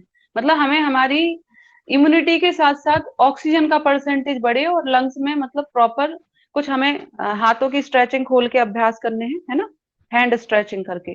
सांस लेते हुए सामने से जो आप करते हैं, खासतौर पे ये सांस भरते हुए, है ना, ताकि आपकी लंग्स कैपेसिटी बढ़ पाए ऑक्सीजन इनहेल करने की, ये ध्यान रखिए। ऊपर हाथ करने वाला जो भस्त्रिका का श्री श्री जी का भी है वो भी कर सकते हैं।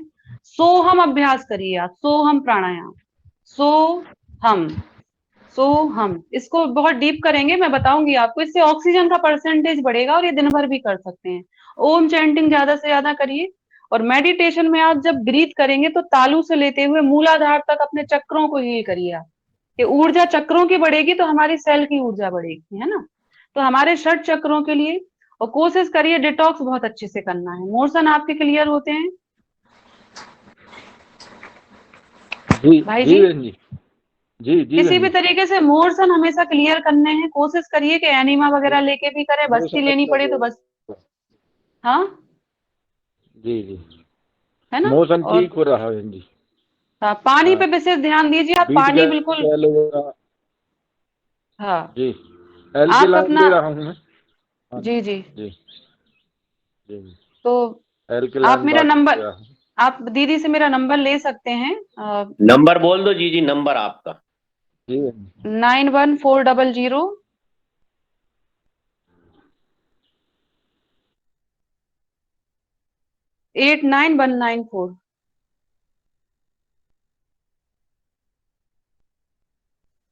जी दीदी, बहुत बहुत धन्यवाद दीदी। अब मेरा जो आपने अभी बताया कि जो कैंसर की जो दो आपने बात बताई, कैंसर कैसे होता है, तो कोशिका के ऑक्सीजन की कमी से, और दूसरा जो कहा आपने वो थोड़ा सा सविस्तर से बताइए। कोशिका के चारों तरफ एसिड का बढ़ जाना।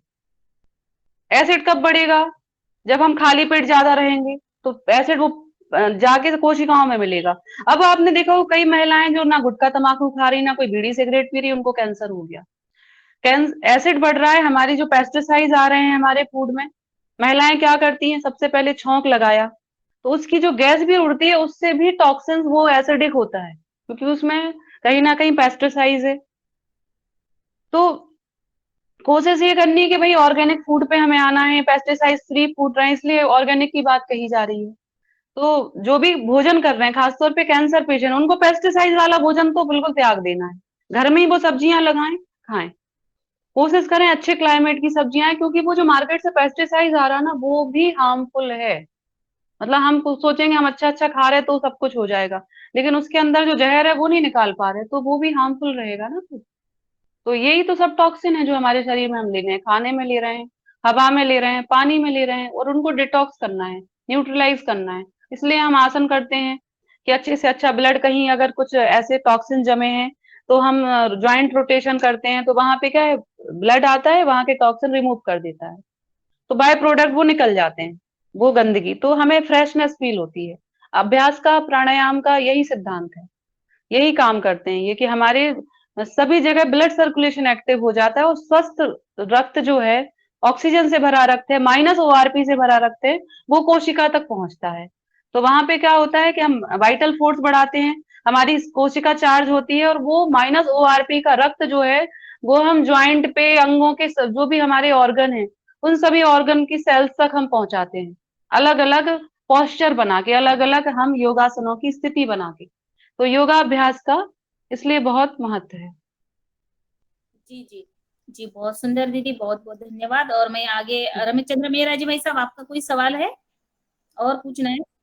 जी ओम हो गया, जी हो गया, मेरा हो चलिए, गया। डॉक्टर किशोर दुबे जी है, वरिष्ठ हमारे महाराष्ट्र के, जी जी सादर हाँ, निवेदन। धन्यवाद रंजना जी।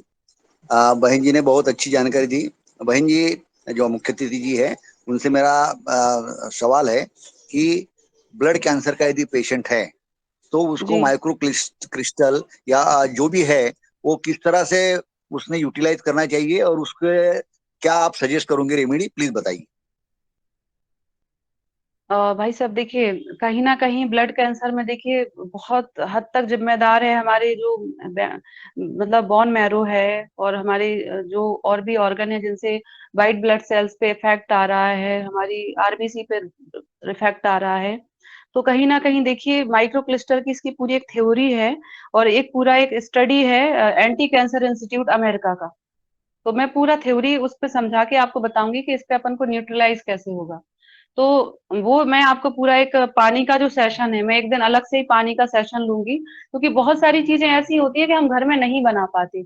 इसलिए मैं जापान का जो डिवाइस है उसको मैं प्रमोट भी कर रही हूँ, क्योंकि इसको मैंने देखा कि इससे पहले मैं इस पे स्टडी कर चुकी थी, और मेरे पास कम से कम कैंसर करीब करीब 6 से 7 हॉस्पिटल से हमने टाई अप कर रखा है, हम उनके साथ काम कर रहे हैं। तो वहां पे हम पूरा का पूरा ये रूटीन मेंटेन कराते हैं, है ना। वहां पे हम बकायदा उनको पानी देते हैं, तो निशुल्क वाटर, और ऐसा भी नहीं किसी भी तरीके का हम चार्ज कुछ भी लेते हैं, हम निशुल्क पानी उन्हें वितरण कराते हैं। माइक्रो क्लिस्टर पानी भी है जो उसमें एंटीऑक्सीडेंट भी है और अल्कलाइजेशन भी है, और हाइड्रोजन उसका एक्टिव है। या तो हम भाई हम बोलते हैं कि कई सारे जो कैंसर पेशेंट हैं उनके लिए गंगोत्री का पानी सजेस्ट किया जाता है, क्योंकि वो पानी हमारे ग्लेशियर्स में और झरने के पानी में बहुत रिच मात्रा में पाया जाता है। तो आपके अंदर कहीं भी नेचुरल रिसोर्स का पानी है पीने वाला, तो सबसे पहले तो उनको रिप्लेस वहां से करवा दीजिए। दूसरा, उनको डिटॉक्स पे हमें फोकस करना है, और उनको भी पर्टिकुलर जहां से ये सोर्सेज हैं, तो मैं इसका पूरा एक स्टडी आपको दे दूंगी। आप अगर ये अपना नंबर उनका हमें नोट करा दिया, आपका नंबर, तो मैं आपको इसका पूरा डिटेल आपको सेंड कर दूंगी प्लीज। जी बहन जी, मैं आपको ना, आपका नंबर तो आ गया है, आपको ग्रुप में हाँ हाँ ग्रुप को हाँ, जोड़ तो दे। मैं आपको, जी जी, मैं आपको डिटेल शेयर कर दूंगी सारी, क्योंकि होता क्या है कि 8 बज रहे हैं, तो कैसे उनका पूरा एक रूटीन रहेगा, पेशेंट किस स्टेज में है क्या है, वो थोड़ी सी प्रिकॉशन देखने पड़ते हैं कई बारी। बिल्कुल बिल्कुल। तो क्योंकि आप अपना, हम सिर्फ खाने पीने की बात कर रहे हैं, हम किसी भी तरीके की मेडिसिन की बात नहीं कर रहे। तब भी आप देखिए कि कीमो वगैरह के कितने साइड इफेक्ट होते हैं, क्योंकि कीमो आ जाने के बाद रेडिएशन बहुत बढ़ जाता है शरीर का, तो प्राकृतिक रूप से नियंत्रण कर पाना उतना संभव नहीं हो पाता है। तो फिर भी हम अपने, क्योंकि हमारे, हम एनर्जी बढ़ा के काम करते हैं वहां पे, फिर खाने की एनर्जी, पानी की एनर्जी, जो भी रिसोर्स है, प्राणायाम के द्वारा एनर्जी, अभ्यासों के द्वारा एनर्जी, ज्यादा से ज्यादा हमें सेल चार्ज बढ़ाना होता है उस समय। तो ब्लड के सेल्स के लिए भी हम रिकवरी करने के लिए इसमें हमारा पूरा एक स्टडी है, तो वो मैं आपको शेयर कर दूंगी पूरी, कैसे हाँ कैसे काम किया गया पेशेंट पे। जी, जी जी जी जी बहन जी, मैं आपको ना ग्रुप में जोड़ एक दूंगी। पुस्तक है killing cancer not people, cancer को मारिए लोगों को नहीं। वो पुस्तक रॉबर्ट जी राइट द्वारा लिखे थे, एंटी कैंसर इंस्टीट्यूट के डायरेक्टर हैं वो, अमेरिका के। और उन्होंने लिखा है कि ये पुस्तक मानव जाति के लिए दूसरी बाइबल है, क्योंकि वहां निश्चित ही मतलब दूसरे धर्म का प्रचार है, तो उन्होंने अपने धर्म से उसको जोड़ा उस पुस्तक को, कि ये समझ लीजिए कि भगवान के द्वारा जैसे दूसरी बाइबल है, क्योंकि बाइबल लोगों को मुक्ति देता है, जैसे हम श्रीमद् भगवत गीता को मुक्ति देने का माध्यम मानते हैं, तो ऐसे ही उन्होंने बोला है उस पुस्तक को कि ये बुक पढ़ने के बाद मानव अपना दूसरा जन्म लेगा। तो किलिंग कैंसर नॉट पीपल उनकी एक किताब है, बहुत अच्छा। उन्होंने करीब उनके 300-400 शोध उन्होंने लिखे हैं, उसको मैंने स्टडी जब किया तो मुझे काफी, मतलब मैं उससे ही तो मैं समझा पा रही हूँ, क्योंकि मैं बहुत बहुत बड़ी कैंसर विशेषज्ञ नहीं हूँ। मैं एक आयुर्वेद कॉलेज में मेरे पदार्थ विज्ञान पढ़ाने के कुछ सेशन होते हैं, क्योंकि संस्कृत का कुछ अध्ययन किया था मैंने, और फिर गायत्री परिवार जाके कुछ अल्टरनेट थेरेपी मैंने सीखी, आयुष मंत्रालय के साथ कुछ थेरेपी सीखी, और फिर मैंने अपना मास्टर डिग्री योगा में किया। इसके साथ साथ फिर मैंने पीएचडी किया। तो मैंने आयुर्वेद को थोड़ा पढ़ा हुआ है, क्योंकि आयुर्वेद में आयुर्वेद के छात्रों को पढ़ा रही हूँ, और जी प्राकृतिक चिकित्सा के साथ काम किया है, क्योंकि प्राकृतिक चिकित्सा के साथ मैं लगातार बैरागढ़ में मेरा वहां से भी कोर्स किए हैं, और मैं इस पे रिसर्च ज्यादा करती हूँ, मतलब मैं कुछ चीजें लेके उस पे इम्प्लीमेंट कर देती हूँ। एक समूह ने किया, एक ने नहीं किया, तो किस पे क्या परिणाम आ रहे, तो वो मुझे बहुत प्रेरणा देते हैं और मुझे मेरा उत्साह बढ़ाते हैं, इसलिए मैं वो काम कर रही हूँ। जी ओम, मैडम जी, एक प्रश्न और रह गया। जैसे हमारे नर्मदापुरम में नर्मदा जी प्राकृतिक रूप से बह रही है, परंतु बिल्कुल, गंदे पानी भी मिल रहे हैं, अब इस जल का उपयोग कैसे करें? उसका पानी फिल्ट्रेशन के द्वारा आपके, एक तो नगर निगम द्वारा आता है सीधा सीधा, दूसरा आप जी उसको निथार भी सकते हैं। निथारने का सिस्टम ऐसा होता है कि कोई ऐसा रिसोर्स होगा जहां पानी थोड़ा सा आने के बाद ठहरता होगा, है ना। तो वो पानी आप एक बार में पानी चेक कराना पड़ेगा, क्या स्थिति है पानी की, पानी चेक भी हो सकता है। नेचुरल जी रिसोर्स पे आप पानी डायरेक्ट पी सकते हैं, क्योंकि पानी न्यूट्रलाइज हो जाता है वहां पे, टॉक्सिन भी न्यूट्रलाइज हो जाते हैं। आपने देखा हो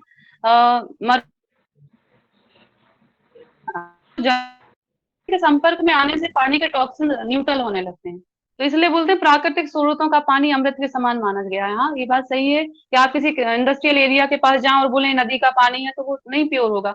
गंगा जी देखिए गौमुख में है, हरिद्वार में पवित्र हैं, लेकिन वहीं कानपुर में क्या स्थिति हो रही है, तो आप कानपुर में उस समय पानी नहीं पी सकते हैं। लेकिन वहीं आप आगे जब नर्मदा, जब गंगा जी का प्रस्थान है, तो जो प्राकृतिक स्रोतों के जहां संपर्क में रहेगा जल, वहां प्योर हो जाएगा। आपने देखा हो, हम पानी के निथारने की पुरानी विधियां पढ़ते थे 10वीं क्लास में, वो रेत मिट्टी उसकी लेयर बनती थी ना, तो उसके बाद जो पानी खोदा जाता है अलग से, आप देखिए मैं आपको बता रही हूँ, जैसे नर्मदा जी है उसके बगल में कोई कुआं खोदा गया है, उसका पानी आप लीजिए, आप डायरेक्ट पी सकते हैं, आपको फिल्टर करने की जरूरत नहीं है, क्योंकि मिट्टी के द्वारा छन के पानी रेत से वो हमारी जो पारंपरिक विधि होती थी ना, उसमें देखिए आप अगर पहले अगर झिरिया आरओ बनाते फिल्टर थे, आप कभी, झिरिया झिरिया पानी में झिरिया। हाँ हाँ, जो वो होते थे नाले, उसमें झिरिया बनी रहती थी, गड्ढे होते थे, तो उससे झिर के पानी आता था, वो पानी अमृत पानी होगा। आप कभी देखिएगा, कभी आरओ तोड़ के देखिएगा, आरओ में वही तो होते हैं सेडिमेंट फिल्टर, हमने तो तोड़ के देखे आरओ। आरओ में सेडिमेंट लेयर होती है, कोयले की लेयर होती है, जो कार्बन होता है कार्बन भी साफ करता है, कोयला डलता था एक लेयर में, एक में कंकड़, एक में पतली रेत मोटी रेत, देखा आपने? उसमें क्या होता था ना, झर झर के उसके कण जो मोटे पार्टिकल्स होते थे वो फिल्टर हो जाते थे। गंदा पानी भी डालते थे, हमने साइंस में एग्जीबिशन में भी लगाए हैं, तो वो हमने प्रैक्टिकल किए, बच्चों को हम देते हैं पढ़ने के लिए कि आप लोग अप्लाई करिए। तो आप नर्मदा जी के किनारे कोई भी कुआं खुदा है, उस पानी को पीजिए, वही तो झिरिया है। भाई साहब ने देखिए कितना अच्छा जवाब दिया। हम हमारे नेचर को भूलते जा रहे हैं ना, समस्या ये है, हम उस पानी को देख रहे हैं, हम पारंपरिक तरीकों को भी देख सकते हैं। बहुत अच्छा भाई साहब ने वो झिरिया का एग्जाम्पल दिया, बिल्कुल, बहुत बहुत धन्यवाद भाई साहब, मतलब मुझे याद आ गई अपने गांव की। हम गांव हमें में ध्यान छोटे है थे जब हमारे, नदी का में झिरिया बना के पानी पीते थे, अभी गांव में नदी उसमें हाँ ये झिरिया बना है। भाई साहब तो यही तो जवाब है, बस यही तो है। कुएं भी झिरिया ही है एक तरीके की, वो भी, हालांकि कुएं थोड़े नीचे चले जाते हैं, लेकिन झिरिया सही शब्द है, बिल्कुल सही कह रहे हैं आप। वो छोटी होती थी, 2-2.5 फीट की होती थी, है ना भाई साहब? वो दो दो जी दो दो ढाई ढाई फीट की रेत में खोद खोद के हाँ, बनाते थे, और वो पत्ता इसका खाकर के पत्ते से वो पानी को फेंकते थे, फिर शुद्ध पानी आ जाता था, फिर पानी पीते थे उसको। ये बात, बस भाई साहब वो पानी आप इनको दीजिए, और अपने ये जो भाई साहब है उनको भी दीजिए पानी, वो जल का पानी का फिल्टर करने का बहुत अच्छा प्राकृतिक तरीका है, बहुत सुंदर भाई साहब। मैं धन्य हो गई भाई साहब आप लोगों से मिलके। जी और जी जी जी, बहुत सुंदर संवाद, बहुत बहुत धन्यवाद। और मैं अगला सवाल लेती हूँ, आदरणीय कल्पना साहू जी। जी दीदी। जी कल्पना जी साहू मैम, जी, आपने हाथ दिया। मेरा प्रश्न है कि गर्मी जी में जैसे एसिडिटी है, जलन हो रही है पेट में, हाइपर एसिडिटी, तो पानी में क्या डाल के लेना चाहिए? देखिए, एसिडिटी अग्नि है, अग्नि को शांत कौन करेगा? ठंडी चीजें, है ना? जी ठंडी चीजों में क्या है, जैसे ठंडी चीजों में क्यों हम नींबू पानी पिया जाता है, शक्कर की शिकंजी क्यों पी जाती है? तो ये तो चलिए, जिनको शुगर है तो वो शक्कर नहीं पियेंगे, वो समझ पा रहे हैं। तो न्यूट्रल करने के लिए कोशिश ये करिए कि पहले तो जो पित्त बढ़ा उसको निकालें, तो हमें करना है कुंजल, सुबह पानी पीना है, गुनगुन पानी, और हमें वमन करना है। वमन समझ रहे हैं सभी? जी गुनगुन पानी लेके कोशिश करिए कि पहले निकाल ही दें पूरा पी के, और फ्रेश होने के बाद ये कर सकते हैं। पहले या तो हमने निकाल के सीधा निकाल दिया, फिर पानी पिए आप। उषा पान में भी ये सिद्धांत लागू होता है कि आप पहले, अगर कुंजल करना है, बहुत हाइपर एसिडिटी है, तो उस एसिड को निकाल दीजिए ना, एसिड को हम वमन करके निकाल सकते हैं। उसको गजकरणी क्रिया बोला जाता है, हम षट कर्मों में कराते हैं, तो इसको बोलते हैं धौती। धौती जो होती है, धौती वस्त्र धौती होती है एक, तो बारीसार धौती हम पानी से करते हैं। तो पानी पी के 2 से 2.5 लीटर पानी पी जाइए, गट गट करके बैठ के, फटाफट गुनगुन पानी लीजिए, उसमें थोड़ा सेंधा नमक डालिए, जिनको बीपी है वो नमक नहीं मिलाएंगे, बाकी सब पी जाइए पानी, किसी को कोई साइड इफेक्ट नहीं है। पानी भर भर के बड़े बड़े घूंट गट गट करके पी जाना है, इतना पी जाना है कि बिल्कुल वॉमिट आ गई समझ लीजिए। और आपको जब उल्टी नहीं आती है, तो उल्टी नेचुरल उल्टी करने के लिए भी आप अगर चाहें तो मैं एक सठ कर्म का एक सेशन ले लूंगी, बस्ती मतलब वमन क्रिया का एक अपन सेशन ले सकते हैं, घर में कर सकते हैं आप सुबह उठिए, गट गट करके पानी पीजिए, वमन कर दीजिए, सभी कर सकते हैं, उसके बाद फिर उषा पान करिए। जिनको एसिडिटी हाइपर है उनकी बात कर रही हूँ, है ना? जी वमन सबसे अच्छा तरीका है, बाकी का ये है कि आप पानी घुमा के पीजिए मुंह में, तो न्यूट्रल करेगा, एल्कलाइन है हमारा, और ये एसिड है, तो एसिड को न्यूट्रल कौन करेगा? एल्कलाइन ना। और एसिड कितना होता है? 7 pH से नीचे का होता है। तो जो हमारा डाइजेस्टिव जूस है, इसके लिए हमें हाई pH का पानी पीना है, तो न्यूट्रलाइज एल्कलाइन चीजें खाइए आप, तली भुनी चीजें नहीं खानी है आपको, आप ताजा भोजन भी करिए, और कोशिश करिए कि कुछ ताजे फल सब्जियां और जूसेस ज्यादा से ज्यादा लीजिए, है ना? पानी को दमन दमन जो है सप्ताह में कितने बार करना चाहिए? भाई साहब, वैसे तो वमन जिनको एसिडिटी है वो डेली भी कर सकते हैं, उनका तो अपना रूटीन है, बाकी हफ्ते में एक बार तो कर ही लीजिए आप। वैसे हम लोग 2 बार करते थे जनरली, बुधवार शनि रविवार। तो आप हफ्ते में 1 दिन करिए, लेकिन कीजिए नियम से, मतलब कि आप करके देखिए, आपको अच्छा लगेगा। जिनको हाइपर है वो 2 बार कर लीजिए, और जैसे आप एसिडिटी की दिक्कत है तो मुझे लगता है कि आपको कर लेना चाहिए पर डे। 1 हफ्ते आप लगातार करिए, आपको समस्या खत्म हो जाएगी, क्योंकि जी वो डायरेक्शन में कर सकते हैं ना, खुद से नहीं कर सकते, किसी पहले डायरेक्शन में करना पड़ेगा कहीं पर। मैं करा दूंगी ना डायरेक्शन। आप किसी से भी, आप जो योग के कोई जानकार हो आसपास, उनको बुला लीजिए, आप पूछ लीजिएगा। कुछ नहीं करना होता ना, मैंने जो बताया ना वही होता, लेकिन हाँ एक बार डर दूर करने के लिए तो करना है। जैसे नेति मैंने पहली बार देखी थी तो मुझे बहुत डर लगा था, लेकिन आज हम बच्चों को भी नेति कराते हैं, क्योंकि अब हमें कॉन्फिडेंस आ गया ना। जी कल्पना साहू, जी आप जी हैं और ये दीदी भी भोपाल की हैं। मुझे जी आपकी समस्या, मुझे पता है आप बहुत ज्यादा एसिडिक, आपका जो था मुझे मालूम है आपके बारे में सारा। आप जी इनसे वहां लीजिएगा। जी आप बिल्कुल। मेरे पास आ जाइए, मैं बता दूंगी। सही बात है। आपकी समस्या सब दूर हो जाएगी। जी जी जी कुशल थैंक यू। बहन जी, अब एक बार और हम दीदी का सेशन ले लेंगे। वुमन भी है और भी जो कोई दीदी और बताना चाहेगी तो उनको और भी हम इस चर्चा पर रखेंगे, आगे कंटिन्यू करेंगे। मगर अभी समय को देखते आप हुए गर्म पानी करके रख लो, दीदी के साथ भवन करो प्रैक्टिकल। हाँ हाँ ये कर, करो सब। तभी करेंगी, मैं खुद करके बताऊंगी। हाँ जी ठीक है हाँ, दीदी, आप प्रैक्टिकल में हम बताइएगा, तब हम भी एक दिन करेंगे।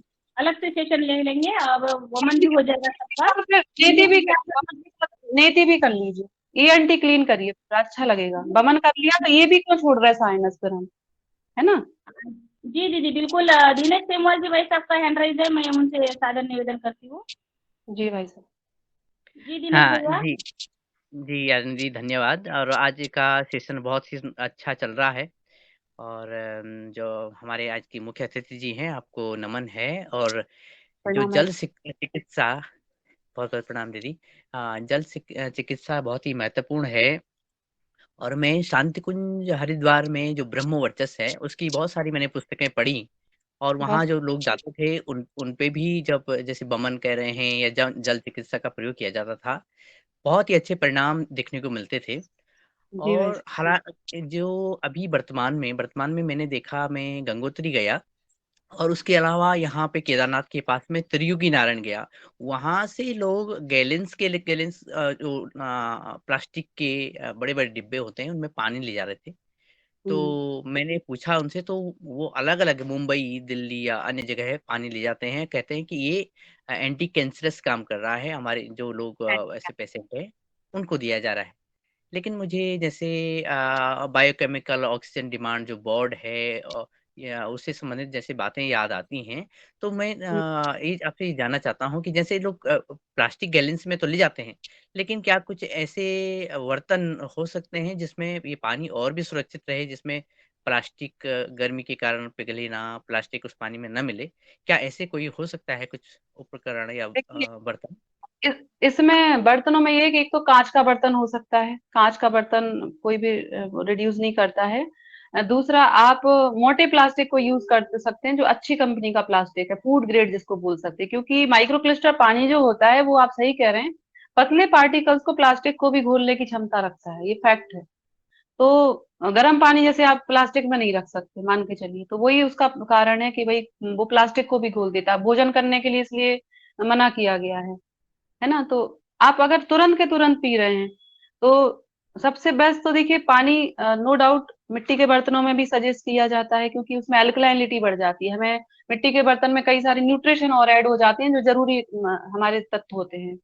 तो लेकिन कैरी करना पॉसिबल नहीं हो पाता ना, तो कांच का बर्तन या मोटा प्लास्टिक या स्टील का बर्तन भी ले सकते हैं, लेकिन स्टील का बर्तन अच्छे स्टील का हो, है ना। तो क्योंकि ये ऑक्सीडाइजेशन भी होता है, और इनको जब पानी, आप जो कैरी करने की बात कर रहे हैं नेचुरल रिसोर्स के पानी की, घर के पानी को स्टोर करने की बात कर रहे हैं, उसी पानी को कैरी करने की बात कर जी जी जी, जो नेचुरल रिसोर्सेज से पानी है, वो रहे खासकर हैं। हिमालयन जो झरने स्प्रिंग्स हैं। जी उसमें खासतौर पे ये है कि मोटा प्लास्टिक होना चाहिए, फूड ग्रेड प्लास्टिक होते हैं आजकल। देखिए आप, एक बोतल 10 रुपए की भी आती है और एक 200-500 की भी आती है, उसमें यही अंतर है, उसका फूड ग्रेड क्वालिटी का अंतर होता है, जो मेल्टिंग नहीं होता है। आपने देखा हो कई बॉटल्स पे लिखा है हॉट हॉट एंड कोल्ड, आप गर्म पानी भी भरिए उनमें, ठंडा भी भरिए, नॉर्मल प्लास्टिक की बॉटल पे लिखा रहता है, जबकि वो गर्म पानी, ठंडे पानी के फ्लास्क अलग होते हैं। तो नो डाउट स्टील में भी मतलब ऐसा तो प्योर या तो स्टील हो या कांच का बर्तन हो या मोटा प्लास्टिक हो। पतला प्लास्टिक कैरी करेंगे तो हार्मफुल रहेगा। वहां जो बायोकेमिकल जो रिएक्शंस हैं उसमें बहुत ज्यादा संभावना रहती है कि भाई एटलीस्ट आप वो डिस्पोजल तो मत यूज करिए। और डिस्पोजल तो वैसे भी यूज नहीं करना चाहिए नॉर्मल वे में भी, क्योंकि ये बहुत जी उनकी क्वालिटी उस स्तर की नहीं होती। इस पे एक हमारे रिसर्च हुए थे भाई साहब के साथ। अ, हमारे एक उपाध्याय भाई साहब जी हैं जो आदरणीय माननीय दीनदयाल उपाध्याय जी के नाती ही लगते हैं। उन्होंने इस पे रिसर्च किया था, उनसे मेरी बात हुई थी इस संबंध में। तो वो इस पे खास तौर पे उन्होंने काम किया था, तो उनके रिसर्च मैंने पढ़े थे। तो बोले हम लोग इसको बहिष्कार मतलब अवॉइड ही करना, मतलब उनके मैंने रिसर्च पढ़ के बात करी थी मैं। मतलब क्योंकि जब मैं पढ़ती हूँ तो मुझे बहुत कॉन्फिडेंस आता है कि नहीं ये चीज एक्सेप्टेबल तो है ही। तो वही है कि डिस्पोजेबल से बचना चाहिए, बाकी मोटे प्लास्टिक, कांच और स्टील चल सकता है। जी जी, धन्यवाद। जी धन्यवाद। नीलम बहन जी, जैसे कि अभी ज्यादातर हम देखते हैं जो आरओ का पानी है वो फिल्टर वाला पानी रहता है, वो उनके कैन में भरा हुआ रहता है। अब वही कैन वाला है या स्टील के बर्तन वाला है या पीतल के बर्तन वाला या तांबे के बर्तन या मिट्टी का बर्तन का, ज्यादातर हमें कौन सा यूज करना चाहिए? देखिए डिपेंड कर रहा है कि हमारे अंदर डेफिशिएंसी क्या है। डेफिशिएंसी से मतलब कि मतलब हमें किन तत्वों की कमी हो रही है। तो भाई कांसे के पानी का भी प्रावधान है हमारे यहाँ, बर्तनों में खाना भी हमारे यहाँ चलता था। मिट्टी के बर्तनों का भी प्रावधान था, लेकिन मिट्टी अल्टीमेटली क्योंकि सॉइल कनेक्टिविटी हमारी न्यूट्रिशन वैल्यू बढ़ाती है। तो यूजुअली जो आजकल का रहन सहन है, हम कॉपर में भी पानी पीते हैं, लेकिन कॉपर कंटिन्यू इनटेक नहीं करना चाहिए। कॉपर का पानी आप साल में 4 महीने कर सकते हैं, लेकिन आप कंटिन्यू नहीं कर सकते इनटेक, क्योंकि पित्त बढ़ाता है वहीं से, है ना। तो इसलिए गर्मियों में आपने देखा हो कि मिट्टी के बर्तन का प्रावधान है, वहीं सर्दियों में आप कॉपर यूज कर रहे हैं, क्योंकि कहीं ना कहीं कॉपर पित्त बढ़ाता है। मैंने खुद ने ये नोटिस करी ये चीज। मैंने एक बार कॉपर के रखा हुआ पानी पिया तो मुझे वॉमिट फील हुई थी तुरंत। तो मैंने उसको तुरंत कुंजल करा फिर। तो कई ऐसी चीजें मेरे साथ घटित हुई हैं और मैंने उस पे जो शोध किए हैं। तो कॉपर आप कभी कभार कॉपर मतलब एक सीजनेबल ठीक है, बसंत के आसपास और वहां तक तो ठीक है। गर्मियों में कॉपर नहीं लेना है, क्योंकि गर्मियों में मिट्टी के बर्तन का ही बेस्ट है। बिल्कुल आंख बंद कर दो। आप उस आप उस कैंपर को मिट्टी के बर्तन में डालिए ना, उससे आप देखिए कितना अच्छा उसका टेस्ट बढ़ जाता। सॉइल की जमीन तो हर जगह हमें प्राणवायु ही देती है ना, हमें एनर्जी ही देती है ना। तो मिट्टी भी कहीं ना कहीं अर्थ पावर है, हमारा पृथ्वी तत्व बढ़ा रहा है। प्लास्टिक में क्या है बताइए, तो आर्टिफिशियल है सब अगर कहा जाए तो। लेकिन बॉटल बंद करने के लिए हमारे पास कोई सोर्स नहीं है। जी जी जी, वो बहुत सुंदर, क्योंकि क्या कहते हैं कि हम हाँ, कम। आप जिनको एसिड बढ़ रहा है वो चांदी का पानी पी सकते हैं। आप चांदी के बर्तन में यूज करिए तो आपको, क्योंकि चांदी क्या होता है, चांद को रिप्रेजेंट करती है, चंद्रमा को, ठंडक को रिप्रेजेंट करती है, वहीं सोना गर्म होता है ना। तो जिनको गैसिड एसिडिटी ज्यादा बढ़ती है वो ज्यादा सोना भी ना पहने, ये भी मैं बता रही हूँ। मतलब उनको गोल्ड ज्यादा नहीं पहनना चाहिए, चांदी ज्यादा पहननी चाहिए। चांदी से ठंडक आती है शरीर में। चांदी का पानी भी पी सकते हैं। चांदी के बर्तनों में क्यों भोजन किया जाता था आप बताइए ना। और वहीं राजा महाराजा राजसिक भोजन करते थे सोने के बर्तन में, तो अग्रेसिवनेस ज्यादा रहती, गुस्सा ज्यादा रहता था, क्योंकि ये हमारा पित्त बढ़ाता ना उसका, हमारी मंदाग्नि को मतलब एसिड को ज्यादा बढ़ाता है। तो चांदी आप एक अंगूठी डाल दीजिए, आप एक कुछ डाल दीजिए, चांदी का बर्तन डाल के आप पानी पीजिए। जिनको एसिडिटी होती है खासतौर पे, आप मिट्टी के बर्तन में भी चांदी का बर्तन डाल कुछ डाल सकते हैं। ऐसा सिक्का डाल दीजिए चांदी का, एक सिक्का डाल के रखिए। वो चांदी का मेटल्स उसका ठंडक ले लेगा और शीतलता देगा हमें। जी जी जी जी जी नीलम बहन जी, और मैं आगे आदरणीय कृष्ण कुमार जी का हैंड राइज है, सादर निवेदन करती हूँ उनसे। जी कृष्ण कुमार जी झारखंड से है। हाँ उमाशंकर प्रसाद जी। जी मैडम, मैं झारखंड से बोल रहा हूँ। ये प्रश्न पहले मैं पुनरावृत्ति चाहता हूँ कि ये जो पंचभूत का रेशियो परसेंटेज है मैंने लिखा है, जी तो थोड़ा पुनरावृत्ति कर देती अच्छा रहता। एक प्रश्न ये हो गया, और दूसरा ये ठंडा पानी, ये सवेरे का जो शीतल जल जो पीते हैं हम लोग, घूट घूट के पीते हैं, इसमें तो लाल की मात्रा चल जाती है जो ऑब्जर्व हो जाता है। ऐसे घुट घुट के पीना चाहिए कि हरा करके एक ही साथ मैंने एक ही सांस में पीना चाहिए? 2 प्रश्न मेरा है। देखिए, एक साथ पी लिया तो हमारा मुंह क्यों बना? मुंह तो बना है पाचन के लिए ना, उसका तो इस्तेमाल करना ही है ना। आप सोचिए, सिप सिप करके पीने से हमारे होंठों से लेके, आप देखिए होंठों के अंदर हल्का सा सलाइवा आना शुरू हो जाता है, यही वही बाहर के लिप्स हमारे ड्राई हैं हल्के से और अंदर लिक्विड है। तो वो लिक्विड का काम क्या है? वो लिक्विड काम ही कर रहा है हमें पीएच मेंटेन करने का। उसके साथ जब हम पिएंगे तो वो सोने पे सुहागा माना जाएगा, और डायरेक्ट पिएंगे तो बचेगा तो वो भी। ऐसा तो है नहीं किसी का पानी बाहर आ गया हो, मतलब ऐसा कभी नहीं हुआ, लेकिन वो हमारे शरीर को उतनी मेहनत करनी पड़ेगी। हम एक्सेस में मेहनत बढ़ा रहे हैं अपने शरीर की, बस इतना सा अंतर आता है बहुत। लेकिन ये छोटे छोटे अंतर बाद में किसी व्याधि के रूप में दिखते हैं, इंडाइजेशन के रूप में दिखते हैं, अपचन के रूप में दिखते हैं, तो कॉन्स्टिपेशन के रूप में दिखते हैं, यही सब तो होता है। अभी हमारे पास एक ऐसे पेशेंट है कि जो सीधे फ्रिज से पानी लेके सीधा ऐसे ऐसे करके पीते थे। उनको इतना एक्सट्रीम लेवल का साइनस हुआ है, उनको पानी रिस रहा कंटिन्यू, मतलब उनकी यहाँ की एक साइनस की नस रैप्चर है, वो सीधा पानी बहता है उनकी नाक से, ऐसा करती है सीधा टपकता है। मीन्स जो ब्रेन का फ्लूइड है वो भी यहाँ कवर करके यहाँ आने लगा, इतना ज्यादा हार्ड हो गई है उनकी साइनस। आप बताइए क्या कर रहा उन्होंने? फ्रिज से बॉटल निकाली, सीधे पीते थे। मतलब उनके रिजल्ट हमने देखे कि आपने क्या क्या किया, हमने उनकी पूरी हिस्ट्री नोट की कि इनको हुआ क्यों। आज वो पीजीआई लखनऊ में इलाज करा रही हैं अपना, क्योंकि उनको बोला गया। हैबिट, हमारी अपनी आदतें ही हमारा स्वास्थ्य बनाती हैं और वही बिगाड़ती हैं। कोई नहीं आएगा, आपके घर वाले नहीं आएंगे, पड़ोसी नहीं आएंगे, दोस्त नहीं आएंगे। हम अपने स्वास्थ्य के जिम्मेदार खुद हैं। हाँ, कई बार जानकारियों के अभाव में हो जाता है, ये बात मैं मान रही हूँ, मुझसे भी कई गलतियां हुई हैं, मैंने जानकारी के अभाव में की, लेकिन उसको अपडेट किया तो एडॉप्ट करा, उसको एक्सेप्ट करना है हमें। हमें आत्मसात करके उसे अपनी दिनचर्या में शामिल करना है। बहुत से ज्ञान की बातें आप कितना यूट्यूब पे सुनते रहते होंगे, कई फॉलो नहीं कर पाते। तो कुछ कुछ छोटी छोटी आदतें 30 दिन में बदलती हैं। आप धीरे धीरे इस्तेमाल करिए कि ये तो मुझे करना है, 20-25 दिन के बाद आपकी आदत में शामिल हो जाएगी वो चीज। लेकिन करिए, नियमित करिए, जी है ना? जी जी, तो बहुत जी, रेशियो अनुपात जो जलभूत का, जो पृथ्वी आकाश का आप जल देखिए 72% आप बहुत तेजी से बोल रही हो।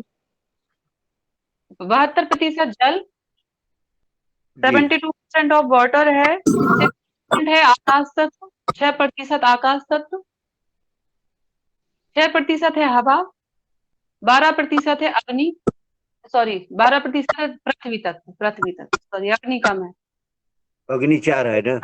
4%। जी भाई, बहुत बहुत धन्यवाद। जी भाई साहब, थैंक यू भाई साहब, क्योंकि हीट हमारे शरीर से। जी। जी भाई, दरअसल क्या है, जो हम बॉटल से अगर बॉटल पानी पीते हैं तो किसी और को देखते हैं कि वो गटागट से पानी पीते हैं और उनकी कॉपी सब लोग करते हैं, उसके रीजन नहीं देखते हैं। ये भी बात है वो दीदी, वो लोग ज्यादातर क्या है, कोई मुंह से लगा कर पानी पीता है तो उनको बोलते हैं बॉटल लगाए मुंह को, और फिर कोई ऊपर से गटागट से नहीं एकदम भाई, से अपनी पानी। अपनी बॉटल है, शेयरिंग नहीं कर रहे हैं तो आप मुंह से लगा के ही पीजिए, वो बेस्ट है, बेस्ट है वो। क्योंकि हमें ऊपर करके पीने से आप देखिए हमारी नसें खिंच रही हैं, पानी सीधा नीचे जा रहा गले में, तो मुंह की स्लाइवरी ग्लैंड तो मिक्स ही नहीं हुई ना। और मुंह तो बने ही डाइजेशन के लिए, और पानी में पचाना है ना कि भरना है। हम कहीं टंकी में तो पानी नहीं भर रहे ना, हम पचाने के लिए पानी पी रहे हैं, तो पचाने के अंगों को तो इस्तेमाल कीजिए ना। ये तो मुझे लगता है कि अब आप सभी तो हेल्थ पे सजग हैं, तो हमें तो अपने आप में आत्मसात करना चाहिए। और मैं तो कभी किसी के दिखावे में नहीं आती हूँ, हमेशा मैं बैठ के पानी पीती हूँ, कहीं भी रहूं, मैं मार्केट में भी रहती हूँ तो मैं कोई जगह देख के आराम से बैठती हूँ पहले, फिर पानी पीती हूँ। मैं कभी खड़े होके पानी नहीं पीती, क्योंकि मैंने खुद ने ये फॉलो करा कि मैंने खड़े होके पानी पिया, मुझे पिंडलियों में दर्द आ गया, वायु बढ़ जाती है, वायु से दर्द आ जाता है आपके शरीर में। मुझे खुद आया, मैंने तो अपनी बात कही है, खड़े होने से वायु विकार बढ़ जाते हैं पानी पीने से। पढ़ा था मैंने कई जगह, लेकिन जब मैंने देखा कि मुझे बहुत दर्द होता था पिंडलियों में, तो मैं कभी भी खड़े होके पानी नहीं पीती। अब मुझे कोई कुछ भी बोलता रहे, मुझे किसी से कोई फर्क नहीं पड़ता, मुझे अपने आप को फॉलो करना है। मेरे कई सारे डॉक्टर साथ पढ़ने वाले थे, बोले नीलम तुम कहीं भी रहती हो बैठ के पी लेती है, तो मैंने बहुत अच्छे से अडॉप्ट करा। वो अपने क्लिनिक में बोलते हैं कि मेरी एक मिलने वाली है साथ में, वो पढ़ती थी साथ में, वो जहां भी देखो बैठ जाती थी, बैठ के पानी पीती थी। भाई हमें अपनी दिनचर्या खुद जीनी है ना। जी जी जी, बहुत सुंदर दीदी। अब 3 सवाल और भी है। तो मैं कल का होगा तो दीदी आप कंटिन्यू करेंगी कल? कल कर लेते हैं। मैं चाह रही हूँ कि कुछ एक स्क्रीन शेयरिंग करूँ, तो मैं एक बार देख लूंगी। मुझे गूगल मीट पे स्क्रीन शेयरिंग का भी समझ नहीं आ रहा सिस्टम, मैं एक बार प्रैक्टिस करूंगी। वरना फिर अगर नहीं हुआ तो फिर मैं एक लिंक जूम मीटिंग की। जी जी जी कल आप शेयरिंग कर सकते हैं, है ना? कल का सेशन रखेंगे हम। जी जी। और अगर किसी जो को सब्स्टिट्यूट चाहिए तो हम एक शाम में भी मीटिंग करते हैं, एक इंफॉर्मेशन रिगार्डिंग पानी के रिगार्डिंग जो वाटर थेरेपी है उसकी हमारी डेली मीटिंग होती है। तो उनमें हम सब्स्टिट्यूट देते हैं, जैसे किसी को डायरेक्ट पानी चाहिए तो वो डिवाइस के थ्रू भी हम सब्स्टिट्यूट दे देते हैं। वहाँ पे भी जानकारी होती है, काफी सारे पेशेंट आते हैं वहाँ पे, तो सब जुड़ते हैं वहाँ पे। तो वो मैं लिंक दे सकती हूँ, है ना? तो कल वमन क्रिया की जाएगी क्या? मैडम जी, आपकी जब भी जूम मीटिंग होगी ना, जैसे उस दिन भी, तो आप पहले से मतलब लिंक भेज दीजिएगा, तो मैं अपना ये ग्रुप में शेयर कर देंगे, तो जो भी भाई लोग ज्वाइन करना चाह रहे हैं वो समय के हिसाब से कर लेंगे। जी दीदी। जी दीदी। जी नीलम जी, अब कल हम कंटिन्यू करेंगे, मगर पहले 2 सवाल और ले लेंगे। डॉक्टर किशोर दुबे सर का फिर से हैंड राइज है जी, मैं दुबे सर से निवेदन करती हूँ। धन्यवाद बहन जी। मैं डॉक्टर बहन जी से सिर्फ रिक्वेस्ट कर रहा था कि आप क्रिस्टलाइन वाटर कैसे बनाए, क्या बनाए, कब तक रहा, कितने ड्यूरेशन में रहे, उसी पर एक सेशन यदि आप हम योगाहार में लेती हो तो अच्छा रहेगा भाई, यही मेरा अनुरोध। जी जी भाई साहब, जैसा आप लोग शेड्यूल करेंगे, मैं आपका अपना पूरा प्रेजेंटेशन बनाना करना प्राकृतिक स्रोतों से नेचुरली, और किसी को इंस्टेंट चाहिए तो इंस्टेंट भी, फिर दोनों चीजों के अपने पास सॉल्यूशन है। मेरे यहाँ थोड़ी चर्चा बड़ी हो जाएगी क्योंकि अभी समय का अभाव है। तो भाई साहब बिल्कुल मैं आपकी बात को एक्सेप्ट करती हूँ, और जैसे भी आपका रहेगा। नीलम बहन, कल का सेशन रहेगा आपका फिर से? ठीक है, ऐसा कर लेते हैं। और आप हमारे योगाहार ग्रुप की मुख्य सदस्य बन गई हैं, इसलिए जब भी आपको याद करेंगे आपको आना पड़ेगा। ठीक है। परिवार का एक है। अब अनिल राय जी को मैं सादर निवेदन करती हूँ, एक सवाल अनिल राय जी और उमाशंकर प्रसाद जी का। तो अनिल राय जी, आपका सवाल करिए। कल भी कंटिन्यू जुड़ेंगी हमारी नीलम बहन जी, तो कल भी सवाल पूछ सकते हैं। मैं एक चीज और बता दूं, मैं हाइड्रोजन वाटर थेरेपी के मैं शिविर लेती हूँ। तो हम एक सप्ताह का मतलब 4 दिन से करीब हम शिविर देंगे, उनको इंस्टेंट पानी देंगे, अभ्यास कराएंगे, डिटॉक्स करेंगे, उस पे भी मैं काम कर रही हूँ। तो जैसे अगर लगता है कि हमें आसपास कैंप करना है तो मैं निःशुल्क कैंप कर रही हूँ अभी, स्पेशली समर में। तो अभी स्कूलों में प्रोग्राम चल रहा है, बच्चों के साथ हमारे प्रोग्राम चल रहे हैं, तो मैं ब्रेन प्रोग्राम पे बच्चों के साथ काम कर रही हूँ, आज्ञा चक्र पे, बच्चों की मेमोरी कैसे बढ़ पाए। क्योंकि बच्चों के साथ काम करना मुझे इसलिए जरूरी है कि उन्हें हमें गाइडेंस, मोटिवेशन और मेंटरशिप बहुत ज्यादा जरूरी है। तो बच्चों की जो भी शारीरिक समस्याएं हैं, युवा वय की जो समस्याएं हैं, जो भी मतलब उनकी जो एडजस्टमेंट की प्रॉब्लम है, पेरेंट्स के साथ एडजस्टमेंट, टीचर के साथ, आपस में कलीग के साथ एडजस्टमेंट, मतलब जो कोएड स्कूल्स में कलीग्स हैं उनके साथ भी एडजस्टमेंट, उसमें क्या दिक्कतें आ रही, उस पे भी मैं बच्चों से खुल के बात करते हैं हम लोग। तो हम लोग सेशन अभी ले रहे हैं, हम एक आज्ञा चक्र पे काम कर रहे हैं। बच्चे ऐसे पढ़ते हैं, आंख बंद करके बच्चे अपने घर की नोटबुक को पढ़ते हैं, रीड करते हैं, उनकी आंखों के सामने वो होती है, बताते हैं कि अब ये लिखा है, ये लिखा है, आंख बंद करके रिकॉलिंग पावर उस स्तर की करते हैं, उस पे हम काम कर रहे हैं। तो हमें बच्चों के साथ काम करने में बहुत मजा आता है। तो क्योंकि उनको हमें आगे बढ़ाने के लिए अपना योगदान देना, हम परिवार हैं, तो अपने बच्चों की लर्निंग को हम जितना अच्छा उनको उनका आधार मजबूत करेंगे, उनका जीवन वो एक आदर्श नागरिक बनेंगे, और निश्चित ही उनसे एक आदर्श परिवार, समाज और देश का निर्माण होगा। तो मेरा प्रयास सब जगह है कि हम अपने स्वास्थ्य को अच्छा रखें, अपने आदर्श संस्कारों को अच्छा रखें, तो हमारा जीवन ऑटोमेटिकली बैलेंस हो जाएगा पूरा।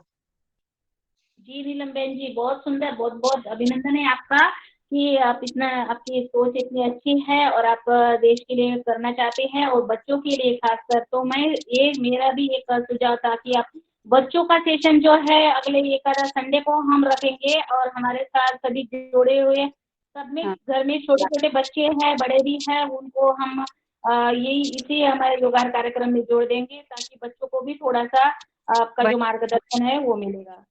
क्या है, पूरे परिवार को मिलके करना चाहिए एक्टिविटीज, कोई भी इसमें क्या बच्चे मगर बच्चों को ले लेंगे खासकर, उस दिन की बच्चों की रहेगी तो फिर बच्चे ज्यादातर जुड़ जाएंगे। रंजना डिसाइड कर देंगे। मेरी कल भी बात हुई थी नीलम जी से, बच्चों वाला प्रोग्राम एक दिन करेंगे, तो फिर ये हुआ कि आज तो वाटर थेरेपी ले लेते हैं, देन अगली बार में वो बच्चों वाला प्रोग्राम ले लेंगे। तो वो जिस भी दिन करके 2 दिन पहले से बता देंगे, ताकि सारे फैमिली के बच्चे वगैरह सब प्रेजेंट रहें, सब शामिल रहें, है ना? ऐसा। हाँ जी बिल्कुल। अब कल का तो रहेगा ही है, और फिर संडे का, अगले संडे देखते हैं बच्चों के लिए। चलो ठीक है। और आगे मैं उमा शंकर प्रसाद जी, भाई साहब आपका कुछ सवाल है? जी वो मेरा सवाल था जी ओम, मैं बिहार के भोजपुर जिले से बोल रहा हूँ, उमाशंकर प्रसाद, किसान प्रभारी। मेरा डॉक्टर साहब से वो निवेदन था कि हमारे बिहार में आते हैं, उनको 12 साल से ब्रेन हेमरेज हो गया था, और उसमें अभी भी बीपी ज़्यादा है, और बाएं साइड में पैरालिसिस टाइप का पैर, और हाथ से उनका मतलब दिक्कत होता है चलने में। तो उसके लिए अगर कुछ खान पान में और इस तरीके से या योग में कुछ आसन वगैरह कराया जाए, वैसे तो कराते हैं, मगर फिर भी उसको थोड़ा सा लाभ मिलेगा। दूसरे सबसे ज्यादा 50 साल से ऊपर या 40 साल से ऊपर वाले को बात रोग बहुत ज्यादा हो रहा है, मतलब जैसे गेठिया, सूजन और ज्वाइंटों में पेन वगैरह दर्द। तो इसके खान पान में क्या परिवर्तन किया जाए? अगर हो सकता है आज ठीक है, नहीं तो कल भी आप बता सकती हैं, क्योंकि हम जुड़ते हैं। तो बहुत बहुत धन्यवाद जी। कीजिएगा उनका, जिनको की प्रॉब्लम है, क्योंकि उनको जो दिक्कत आपने बताई है, इस पे थोड़ा सा अलग अलग सेगमेंट पे काम करना पड़ेगा, क्योंकि उनको जो न्यूरो की सिस्टम है, आप समझ सकते हैं, नर्व बहुत सेंसिटिव पार्ट होता है हमारा नर्वस सिस्टम। तो इसमें बहुत सारी उनकी हमें हिस्ट्री नोट करनी पड़ेगी जब मैं रेमेडी दे पाऊंगी। उनकी थोड़ी हिस्ट्री मुझे चाहिए पड़ेगी, क्योंकि इसमें रेमेडी देना थोड़ा सा बहुत सारे प्रिकॉशन बरतने पड़ते हैं आदरणीय, आप अन्यथा मत लीजिएगा। तो मैं इनसे व्यक्तिगत बात करूंगी तभी, क्योंकि कई बार क्या होता है, इतना समय सब नहीं दे पाते हैं ना, इसलिए। तो उनका या तो मेरा नंबर उन्हें दे दीजिएगा, उनके किसी गार्जियन को, तो मैं उनसे व्यक्तिगत, या आप उनके साथ जुड़े हैं तो आप मेरे से बात कर लीजिएगा, तो अपन हम लोग इस मंच के अलावा एक बार बात कर लेंगे। तो मैं पूरी हिस्ट्री नोट करूंगी, फिर उसके बाद बिल्कुल मतलब सॉलिड रेमेडी, क्योंकि ये थेरेपी का काम है यहाँ, चिकित्सीय सलाह भी, मतलब यौगिक में भी यौगिक थेरेपी लगेगी उनको। मतलब हम उनको ये नहीं बोल सकते, ना वो ब्रीदिंग फास्ट कर सकते, ना कुछ, उनको नाड़ी शोधन चाहिए बिल्कुल स्लो मोशन में, हल्की हल्की होल्डिंग बढ़ाई जाएगी, नाड़ी शोधन उनको कराना है स्पेशली, और उनके डिटॉक्स पे काम करना है, और बिल्कुल बहुत माइक्रो लेवल पे काम करना है। इनमें मंत्र भी लगेंगे, बीज मंत्र भी लगेंगे, मंत्रों से न्यूरल सिस्टम में बहुत अच्छा असर आता है, खासतौर पे गायत्री मंत्र, ओम चैंटिंग, ओम का बहुत अच्छा असर आता है, भ्रामरी का असर आता है, भ्रामरी नर्वस सिस्टम पे बहुत अच्छा असर करती है, बहुत ही अच्छा। हमें समझ नहीं आता है, लेकिन हमारा शरीर सब समझता है, वो काम कर रहा होता है, कोई भी एनर्जी, क्योंकि भ्रामरी से हम अपने न्यूरॉन की एनर्जी बढ़ा देते हैं, न्यूरॉन्स एक्टिव हो जाते हैं, बहुत सक्रिय। तो हमारा प्रणव मंत्र जो है, वो अपने आप में बहुत शक्तिशाली चेतना लिए रहता है, ऊर्जा लिए रहता है, उसके वाइब्रेशन तो बहुत ही एक्सट्रीम लेवल के हैं, क्योंकि वो ब्रह्मांडीय चेतना से कनेक्ट कर देता है, तो हमें फिर कॉस्मिक एनर्जी ज्यादा से ज्यादा मिलती है, मतलब हमें ब्रह्मांडीय चेतना, हमसे जुड़ने के बाद वो साउंड हमारे अंदर फील होने लगता है, जिसको नाद बोला गया है। तो नाद पे उनकी कुछ कार्य किया जाए, अभी भाई जी ने एक बताया, वो भी गायत्री परिवार से रहे हैं, तो जो प्रणव नाद है वो उनके लिए कराना है, तो वो साधना थोड़ी सी थेरेपी पॉइंट ऑफ व्यू से होगी, ताकि इनको अच्छे परिणाम प्राप्त हो सके, और इनको पानी पे विशेष ध्यान देना है। तो अगर ये डिटॉक्स पे काम करेंगे, तो क्योंकि माइक्रो लेवल पे बहुत बहुत बारीक से बारीक न्यूरॉन, आप समझ सकते हैं, हमारी आंखों से भी जो बहुत मतलब सूक्ष्म से भी सूक्ष्म होते हैं। तो जी नीलम बेन जी, उमा शंकर प्रसाद भाई साहब, आपको मोबाइल नंबर दिया जाएगा, दीदी ने दिया ही है, आप उनसे संवाद करिए, और जो पेशेंट है उनको भी कॉन्फ्रेंस पर बात करके पूरे डिटेल बताइए, ताकि अच्छे से दीदी को पता चले क्या बीमारी है, क्या समस्या है। तो मैं आगे आभार करने के लिए 8:40 हो रहे हैं, और कल भी हमारी बहन नीलम जी हमारे योगा परिवार में आमंत्रित है, तो कल का तो निवेदन है ही, उन्होंने स्वीकार कर लिया है।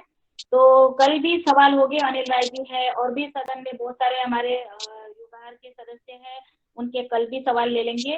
और फिर मैं आज का आभार के लिए, समापन के लिए बहन कुसुम जी को निवेदन करती हूँ कि आप आए और आज के हमारे योगा क्लास के बारे में, और हमारे मुख्य वक्ता और फिर सबका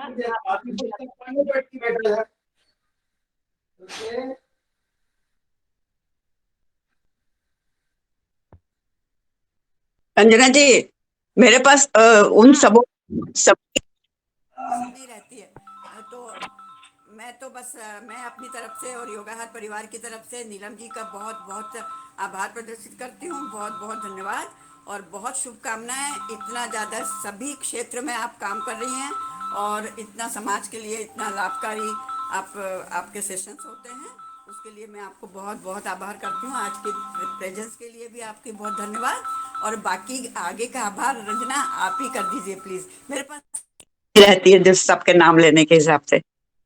चलिए ठीक है कुसुम बहन, कोई बात नहीं, मैं कर देती हूँ सबका आभार।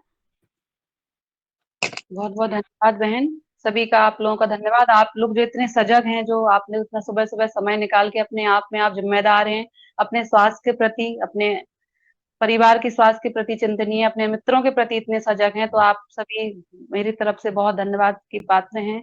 और मैं आपके साथ जुड़ के आज मैं अपने आप को बहुत ब्लेस्ड फील कर रही हूँ कि मैं मेरा उस वह ईश्वर के माध्यम से मैं निमित्त बन पाई हूँ आपको कुछ सूचनाएं के लिए। मैं ईश्वर का आभार करती हूँ और आप सभी के देवत्व को नमन करती हूँ।